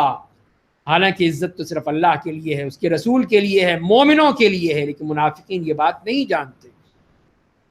تو یہی اللہ تعالیٰ نے وہ نقل کر دی یہ بات کہ جب انہوں نے کہی تھی عبداللہ ابن ابی نے، کہ جب راستے میں وہاں سے آتے ہوئے غزوہ تبوک سے، کہ ہم وہاں جا کر اب عزت والے ان ذلیلوں کو نکالیں گے. انہوں نے کہا اچھا تم عزت والے ہو؟ عزت تو اللہ کی، اس کے رسول کی اور مومنوں کی عزت ہے، وہ ہیں. اور پھر عبداللہ ابن ابی کا بیٹا جو ہے وہ کھڑا ہو گیا کہ نہیں، تم اندر نہیں جا سکتے جب تک کہ تم یہ نہیں کہو گے کہ عزت والا کون ہے. عزت اللہ ہے، اللہ کے رسول عزت والے ہیں، تم نہیں ہو. تو یہ ہے ان کے بتا دیا کہ یہ کتنے متکبر ہیں اور اپنے آپ کو بڑا عزت والا سمجھتے ہیں اور مسلمانوں کو ذلیل. تو یہ ان کی صفات بیان کرنے کے بعد اب اس نفاق کا علاج بیان کر دیا گیا. اے ایمان والو، تمہاری دولت اور تمہاری اولاد تمہیں اللہ کی یاد سے غافل نہ بنا دے. یہ غفلت، یہی چیز نفاق پیدا کرتی ہے. اسی لیے اللہ کا ذکر کرو. اور جو لوگ ایسا کریں گے یعنی غفلت کریں گے، وہی لوگ حقیقت معنوں میں گھاٹا اٹھانے والے. اور دوسری چیز کیا ہے؟ اور لوگوں ہم نے تمہیں جو روزی دی ہے اس میں سے خرچ کرو، اس سے پہلے کہ تم میں سے کسی کو موت آ جائے تو وہ کہنے لگے میرے رب تو نے کچھ مدت کے لیے میری موت ٹال کیوں نہیں دی تاکہ میں خیرات کر سکتا، نیک لوگوں میں بن جاتا، مجھے اور موقع مل جاتا، تھوڑا سا میں اور خرچ کرتا، مجھے یہ مصیبت نہ آتی۔ اور جب کسی شخص کی موت کا وقت آ جائے گا تو اللہ اسے ہرگز مہلت نہیں دے گا، پھر کوئی مہلت نہیں ملتی، پھر چاہے وہ کتنا ہی چیختا چلاتا رہے، نہیں نہیں ایک تھوڑی سی دے دو، تھوڑا سا وقت دے دو، نہیں۔ اور تم جو کچھ کرتے ہو اللہ اس سے پوری طرح باخبر ہے۔ اس کے بعد سورہ تغابن ہے، یہ بھی مدنی صورت ہے، اس میں 18 آیات ہیں۔ بسم اللہ الرحمن الرحیم، یسبح للہ ما فی السماوات و ما فی الارض، جتنی چیزیں آسمانوں میں ہیں، جتنی چیزیں زمینوں میں ہیں، سب اللہ کی پاکیزگی بیان کرتی ہیں، اسی کی سارے جہان میں بادشاہی ہے، اسی کے لیے تمام تعریفیں ہیں، اور وہ ہر چیز پر قادر ہے۔ اور اسی نے تم سب کو پیدا کیا، تو تم میں سے بعض کافر ہیں، بعض مومن ہیں، اور تم جو کچھ کرتے ہو اللہ اسے خوب دیکھ رہا ہے، کوئی چیز چھپی ہوئی نہیں ہے اللہ سے۔ اس نے آسمانوں اور زمین کو حکمت و مصلحت کے مطابق پیدا کیا ہے، جیسا وہ چاہتا تھا اس طرح پیدا کیا ہے۔ اس نے تمہاری شکلیں بنائیں تو انہیں نہایت خوبصورت بنایا، سب کو اسی کے پاس لوٹ کر جانا ہے، یہ سب اس کے بندے ہیں، اسی کی طرف لوٹیں گے۔ جو کچھ آسمانوں اور زمین میں ہے وہ ان تمام کو جانتا ہے، تم جو کچھ چھپاتے ہو ظاہر کرتے ہو سب جانتا ہے، اللہ سینوں میں چھپی ہوئی باتوں کو بھی جانتا ہے۔ کیا تم تک ان لوگوں کی خبریں نہیں پہنچی جنہوں نے پہلے زمانوں میں کفر کیا؟ تو انہوں نے اپنے کیے کی سزا چکھ لی، اور آخرت میں ان کے لیے دردناک عذاب ہے۔ تو گزشتہ قوموں کا بھی اشارہ دے دیا، ان کا حوالہ بھی دے دیا، یہ اس لیے کہ ان کے پیغمبر ان کے پاس کھلی نشانیاں لے کر آئے تھے، تو وہ کہتے تھے کہ کیا ہماری رہنمائی انسان کریں گے، ہمارا جیسا انسان یہ نبی بن کے یہ ہماری ہدایت کرے گا؟ بس انہوں نے کفر کیا اور منہ پھیر لیا، اللہ نے ان کی پرواہ نہیں کی۔ اللہ بڑا بے نیاز تمام تعریفوں کا سزاوار ہے، اللہ نے ان سب کو ختم کر دیا۔ زعم الذین کفروا ان لن یبعثوا، کفار یہ سمجھتے ہیں کہ وہ زندہ کر کے دوبارہ نہیں اٹھائے جائیں گے۔ آپ کہہ دیجئے کہ ہاں میرے رب کی قسم تم ضرور اٹھائے جاؤ گے، پھر تمہارے اعمال کی ضرور تمہیں خبر دی جائے گی، اور ایسا کرنا اللہ کے لیے احسان ہے، اللہ کے لیے تو کوئی مشکل نہیں ہے۔ تم ایمان لاؤ اللہ پر، اس کے رسول پر، اور اس نور پر جسے ہم نے نازل کیا ہے، اللہ تمہارے اعمال سے پوری طرح باخبر ہے۔ تو لہذا اللہ پہ، اللہ کے رسول اور اس قرآن پر ایمان لاؤ، تو پھر تمہاری بات بنے گی، تمہاری نجات ہوگی۔ جس دن وہ تم سب کو جمع ہونے کے دن جمع کرے گا وہ ہار جیت کا دن ہوگا، اس دن پتہ چل جائے گا کون حزب اللہ ہے کون حزب الشیطان ہے، سب پتہ چل جائے گا۔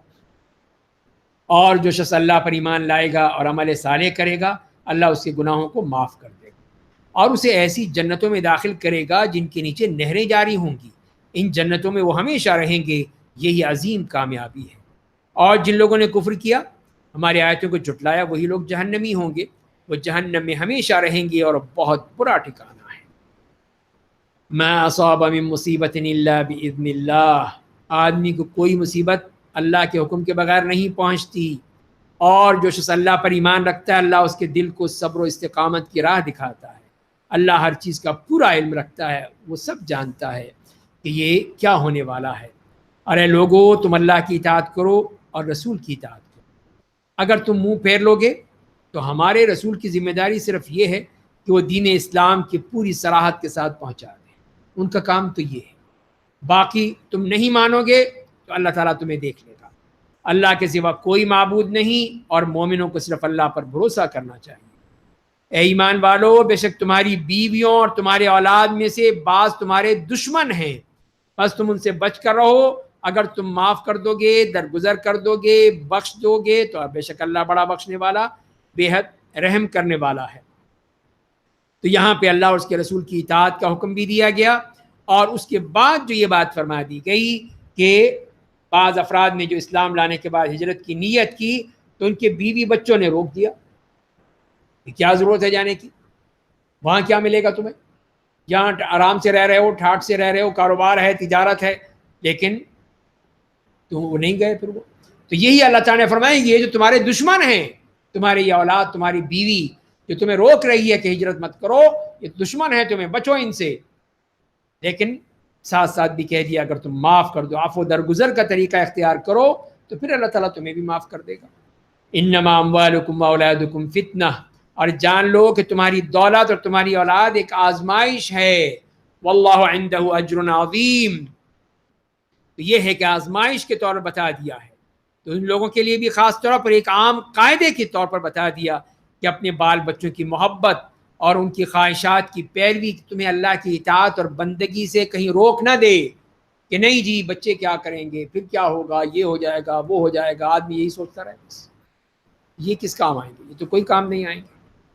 اسی لیے فرمایا کہ تم سے جہاں تک ہو سکے اللہ سے ڈرتے رہو، فاتقوا اللہ ما استطعتم، جتنی تمہاری طاقت ہے ہمت ہے اللہ کا خوف کرو، اور سنو اور اطاعت کرو، اپنی بھلائی کے لیے اللہ کی راہ میں خرچ کرتے رہو، اور جو شخص اپنا نفس کے بخل سے بچا لیا جائے وہی فلاح پانے والا ہے۔ اسی لیے پھر ان سے بتا دیا کہ اس میں تم نے خیال رکھنا ہے کہ کہیں یہ تمہیں جہنم کی طرف نہ لے جائیں۔ ان تقرضوا اللہ قرضا حسنا، اگر تم اللہ کو اچھا قرض دو گے تو وہ اسے تمہارے لیے کئی گنا بڑھا دے گا، تمہیں بخش دے گا۔ اللہ بڑا قدردان، بڑا بردبار ہے، غائب و حاضر کا علم رکھنے والا، زبردست حکمت والا ہے۔ اس کے بعد سورۃ طلاق آتی ہے، یہ بھی مدنی سورت ہے، اس میں 12 آیات ہیں۔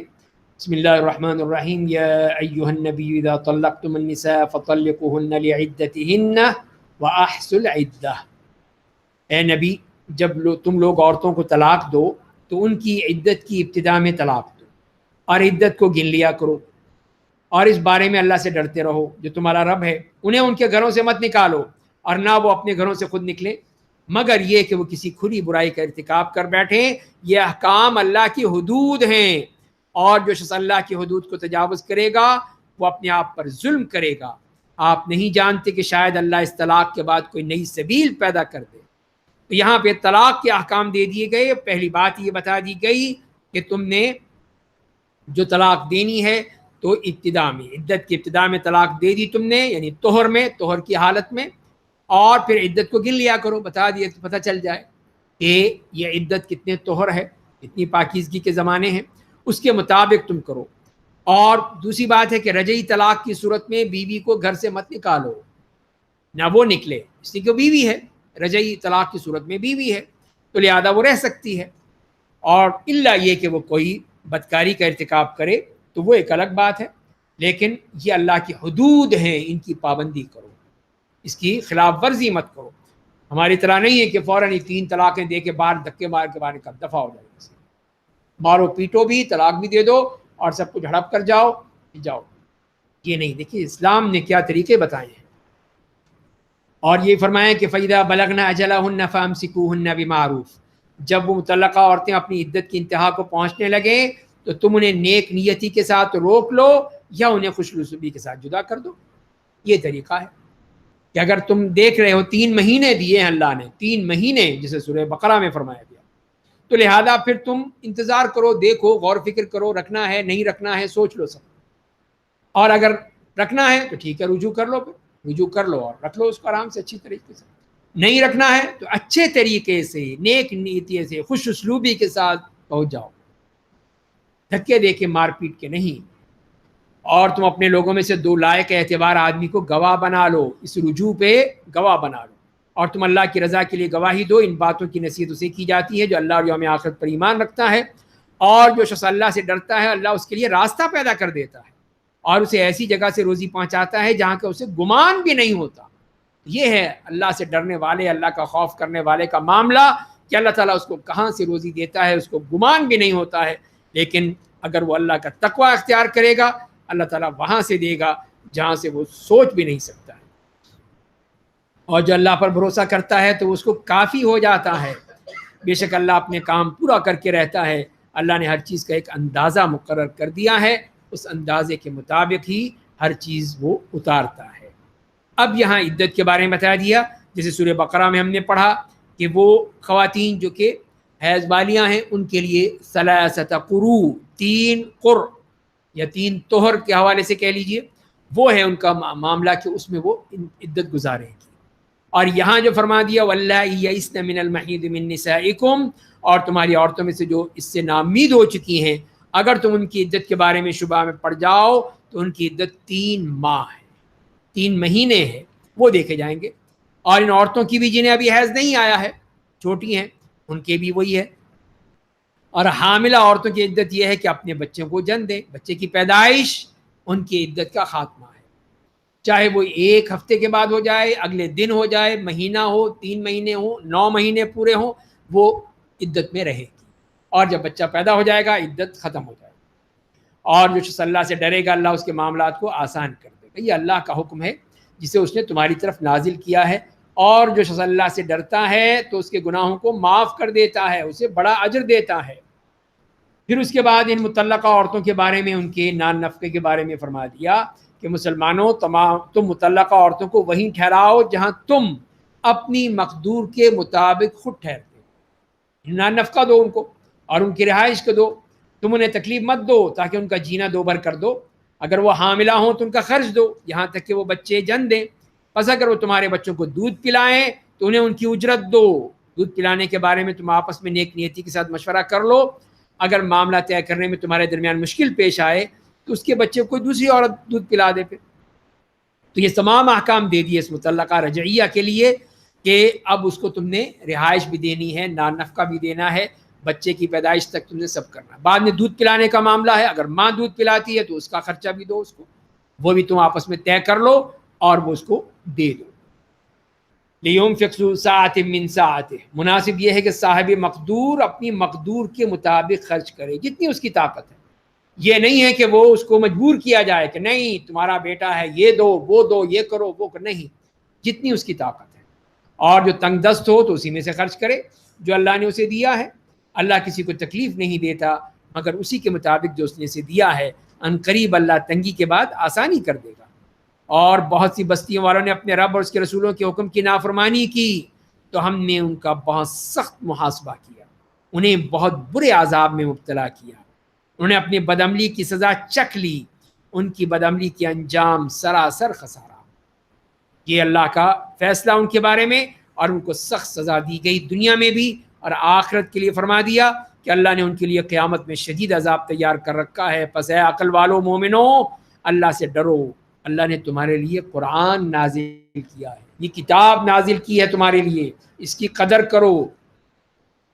ایک رسول بھیجا ہے جو تمہارے سامنے اللہ کی کھلی آیتوں کی تلاوت کرتے ہیں تاکہ ان لوگوں جو ایمان لائے انہوں نے عمل صالح کیا ظلمتوں سے نکال کر روشنی تک پہنچا دے، یہ ہے ان کا مقام۔ اور جو اللہ پر ایمان لائے گا عمل صالح کرے گا اور وہ اسے ایسی جنتوں میں داخل کر دے گا جن کے نیچے نہریں جاری ہوں گی، ان جنتوں میں وہ ہمیشہ رہیں گے، اللہ نے انہیں اچھی روزی دے دی ہے۔ وہ اللہ ہے جس نے 7 آسمان پیدا کیے ہیں اور انہی کے مانند زمین، یعنی 7 زمینیں بھی پیدا کی ہیں۔ ان آسمانوں اور زمینوں کے درمیان اللہ کا حکم اترتا رہتا ہے تاکہ تم جان لو کہ اللہ ہر چیز پر قادر ہے، اور یہ کہ بے شک اپنے علم کے ذریعے ہر چیز کو گھیرے ہوئے ہے۔ وَأَنَّ اللَّهَ قَدْ أَحَاطَ بِكُلِّ شَيْءٍ عِلْمًا، علم کے ذریعے سے اس نے گھیرا ہوا ہے، ہر چیز اس کے علم کے ذریعے سے ہے۔ یہ نہیں ہے کہ اللہ ہر جگہ موجود ہے، یہ نہیں کہنا چاہیے، یہی غلط ہے۔ اللہ کا علم ہے جو ہر جگہ پر ہے، ہر چیز کا احاطہ کیے ہوئے ہے۔ اس کے بعد سورۃ تحریم ہے، مدنی سورت، اس میں 12 آیات ہیں۔ بسم اللہ الرحمن الرحیم، یا ایھا النبی لم تحرم ما احل اللہ لک، اے نبی آپ اس چیز کو کیوں حرام بناتے ہیں جسے اللہ نے آپ کو حلال کیا ہے؟ آپ اپنی بیویوں کی خوشنودی چاہتے ہیں؟ اللہ بڑا معاف کرنے والا نہایت مہربان ہے۔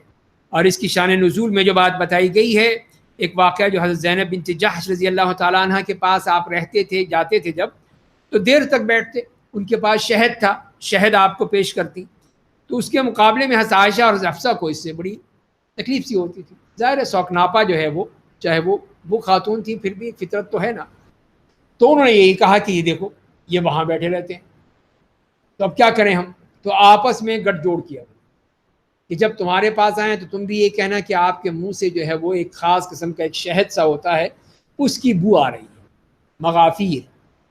اور حفصہ سے کہا کہ تم بھی یہی کہنا، یہی کیا انہوں نے۔ جب آپ تشریف لائے ان کے پاس تو انہوں نے یہی کہا، تو انہوں نے کہا کہ میں زینب بنت جحش کے پاس وہ شہد پیا تھا میں نے، اب میں نہیں پیوں گا، صاف انکار کر دیا۔ تو اللہ تعالیٰ نے نوٹس لے لیا کہ نہیں، یہ غلط بات، آپ کیوں حرام کرتے ہیں ایک حلال چیز کو؟ صرف بیویوں کی خاطر؟ کہ بیویوں کو پسند نہیں آ رہا، نہیں، یہ نہیں ہو سکتا۔ مومنوں، اللہ نے تمہارے لیے تمہاری قسموں کا کفارہ ادا کرنے کی اجازت دے دی ہے۔ اللہ تمہارا آقا اور مالک ہے، اور وہ سب کچھ جاننے والا، بڑی حکمتوں والا ہے۔ تو لہذا اگر قسم کھائی ہے تو اس کا کفارہ ادا کرو۔ وَإِذَا سَرَّ النَّبِيُّ إِلَىٰ بَعْضِ أَزْوَاجِهِ حَدِيثًا، اور جب نبی نے اپنی بعض بیویوں کو ایک بات خفیہ طور پر بتا دی تھی، تو جب اس بیوی نے وہ بات دوسری بیویوں کو بتا دی، اللہ نے نبی کو اس کی خبر کر دی، تو انہوں نے اس وحی کا کچھ حصہ اس بیوی کو بتا دیا اور کچھ نہیں بتایا۔ جب انہوں نے اس بیوی کو اس کی اطلاع دی، اس نے کہا آپ کو کس نے بتایا؟ انہوں نے کہا مجھے اس اللہ نے بتایا ہے جو ہر چیز کے جاننے والا، ہر بات کا خبر رکھنے والا ہے۔ تو یہی ہے کہ جب انہوں نے یہ کہا کہ اب میں نہیں پیوں گا، یہ ظاہر ہے آپ نے ان سے کہی تھی، ان کو بڑی خوشی ہوئی کہ دیکھا ہماری پلان کامیاب ہو گیا، ہماری منصوبہ بندی کامیاب ہو گئی، تو انہیں جلدی جلدی بتا دیا، سب کو بتا دیا، بریکنگ نیوز کہ یہ دیکھو یہ ہو گیا ہے۔ اللہ تعالیٰ نے کہیے کہ تماشا تمہارا، یہ ایک راز کی بات کہی تھی، تم نے ساری بتا دی، اور جب اللہ نے بتا دیا آپ کو، پوچھا پھر آپ کو کیسے پتا چلا؟ یہ اللہ نے بتا دیا، یہ تم کیا گڑبڑ کرتی ہو؟ تو اسی لیے فرمایا کہ ان تتوبا الی اللہ فقد صغت قلوبکما، اگر تم دونوں اللہ کے سامنے توبہ کر لو گی تو بہتر ہوگا، اس لیے کہ تمہارے دل حق سے مائل ہوگا۔ دیکھیے فوراً اللہ تعالیٰ جو ہے اس پہ نوٹس لیتے ہیں اور ٹوکتے ہیں، اگر تم دونوں ان کے خلاف سازش کرو گی تو بے شک اللہ ان کا مولا ہے، جبریل نیک مومن ان کے مولا ہیں، اس کے بعد فرشتے ان کے مددگار ہیں، دیکھ لو ان کے پاس کیا کچھ ہے، یہ ہے اللہ کی مدد ان کے لیے، اور تم سمجھتی ہو کہ تم اپنی بات میں کامیاب ہو گئی، اور اس کے بعد پھر اتنی بڑی دھمکی بھی دے دی اللہ نے کہ اگر وہ تم کو طلاق دے دیں گے تو امید ہے کہ ان کا رب تمہارے بدلے انہیں تم سے زیادہ اچھی بیویاں دے دے، جو مسلمان ہوں گی، ایمان والی ہوں گی، اطاعت گزار ہوں گی، توبہ کرنے والی ہوں گی، عبادت کرنے والی ہوں گی، روزہ رکھنے والی ہوں گی، شادی شدہ غیر شادی شدہ ہوں گی۔ دیکھ لو تم، اللہ کے لیے کوئی مشکل نہیں۔ اس کے بعد پھر ایمان والوں کو بھی خطاب فرمایا کہ دیکھو یہ گھر کی باتیں جو ہیں یہی انسان کو تباہ کر دیتی ہیں۔ ایمان والوں اپنے آپ کو اور اپنے اہل عیال کو اس آگ سے بچاؤ جس کا ایندھن آدمی اور پتھر ہوں گے، اس پر ایسے فرشتے متعین ہیں جو سخت دل اور بے رحم ہیں، اللہ انہیں جو حکم دیتا ہے اس کی نافرمانی نہیں کرتے، اور انہیں جو حکم دیا جاتا ہے وہی کرتے۔ دیکھ لو تم بچا لو اپنے آپ کو اور اپنے گھر والوں کو۔ اسی لیے اللہ نے صاف کہہ دیا کہ ایمان والو یہ تمہاری ذمہ داری ہے کہ تم اگر اپنے بیوی بچوں کو نہیں بچاؤ گے تو پھر دیکھو ٹھکانہ کہاں ہو۔ اس جہنم کی آگ سے بچا لو اپنے آپ کو بھی اور اپنے بچوں کو بھی۔ اے کافرو آج کوئی عذر نہ پیش کرو، تم جو کچھ دنیا میں کرتے تھے آج اسی کا بدلہ دیے جاؤ گے۔ اور پھر ایمان والوں کو پھر کہا اے ایمان والو تم اپنے رب کے حضور صدق کے دل سے توبہ کرو۔ غلطیاں ہو جاتی ہیں، انسان ہے تو توبہ کر لو، توبہ کا راستہ کھلا ہے، امید ہے کہ تمہارا رب تمہارے گناہ معاف کر دے اور تمہیں ایسی جنتوں میں داخل کر دے گا جن کے نیچے نہریں جاری ہوں گی، جس دن اللہ نبی کو اور ان کے ساتھ ایمان والے کو رسوا نہیں کرے گا، ان کا نور ان کے آگے ان کے دائیں طرف دوڑتا رہے گا۔ وہ لوگ کہیں گے اے ہمارے رب ہمارے لیے ہمارے نور کو پورا کر دے، ہمیں معاف کر دے، تو بے شک ہر چیز پر قادر ہے۔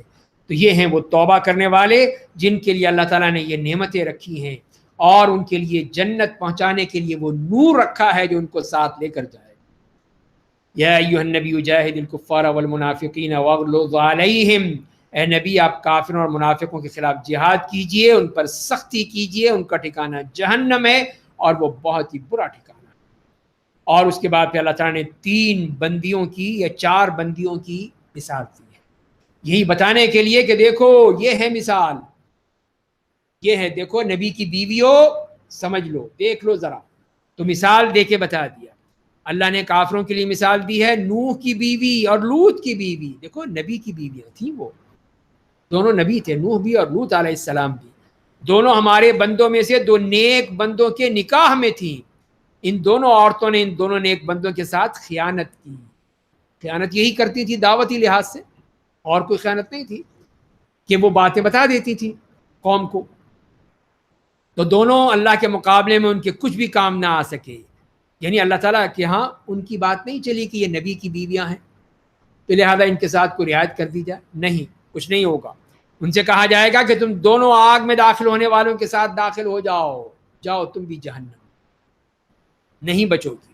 اور پھر ایک اور مثال دے دی، وَضَرَبَ اللَّهُ مَثَلًا لِّلَّذِينَ آمَنُوا امْرَأَتَ فِرْعَوْنَ، اللہ نے مومنوں کے لیے مثال دی ہے فرعون کی بیوی کی، جب اس نے کہا میرے رب تو میرے لیے اپنے پاس جنت میں ایک گھر بنا دے، مجھے فرعون اور اس کی بدعمالیوں سے نجات دے دے، مجھے ظالم قوم سے نجات دے۔ یہ تھی وہ اللہ کی نیک بندی جس کے لیے اللہ سے جسے دعائیں کرتی تھی، اور اس کے لیے اللہ نے کیا کیا انتظام کر دیا، اور وہ کس شخص کی بیوی تھی؟ فرعون جیسے شخص کی۔ وَمَرْيَمَ ابْنَتَ عِمْرَانَ الَّتِي أَحْصَنَتْ فَرْجَهَا، اور مریم بنت عمران کی مثال دی ہے جس نے اپنی شرمگاہ کی حفاظت کی تو ہم نے اس میں اپنی روح پھونک دی، اور مریم نے اپنے رب کی شریعت اور اس کی کتابوں کی تصدیق کی، اور وہ اطاعت گزار بندوں میں سے تھی۔ تو یہ نمونہ دیکھیا کہ تمہارے لیے نمونہ کیا ہے، یہ ہے آسیہ یہ خاتون اور مریم جیسی خاتون، یہ ہے تمہارا نمونہ۔ یہ تم نہ مت دیکھنا کہ لوط کی بیوی اور نوح کی بیوی وہ تمہارا لیے نمونہ نہیں ہے، وہ تو کافر تھیں اور نبی کچھ نہ کر سکے۔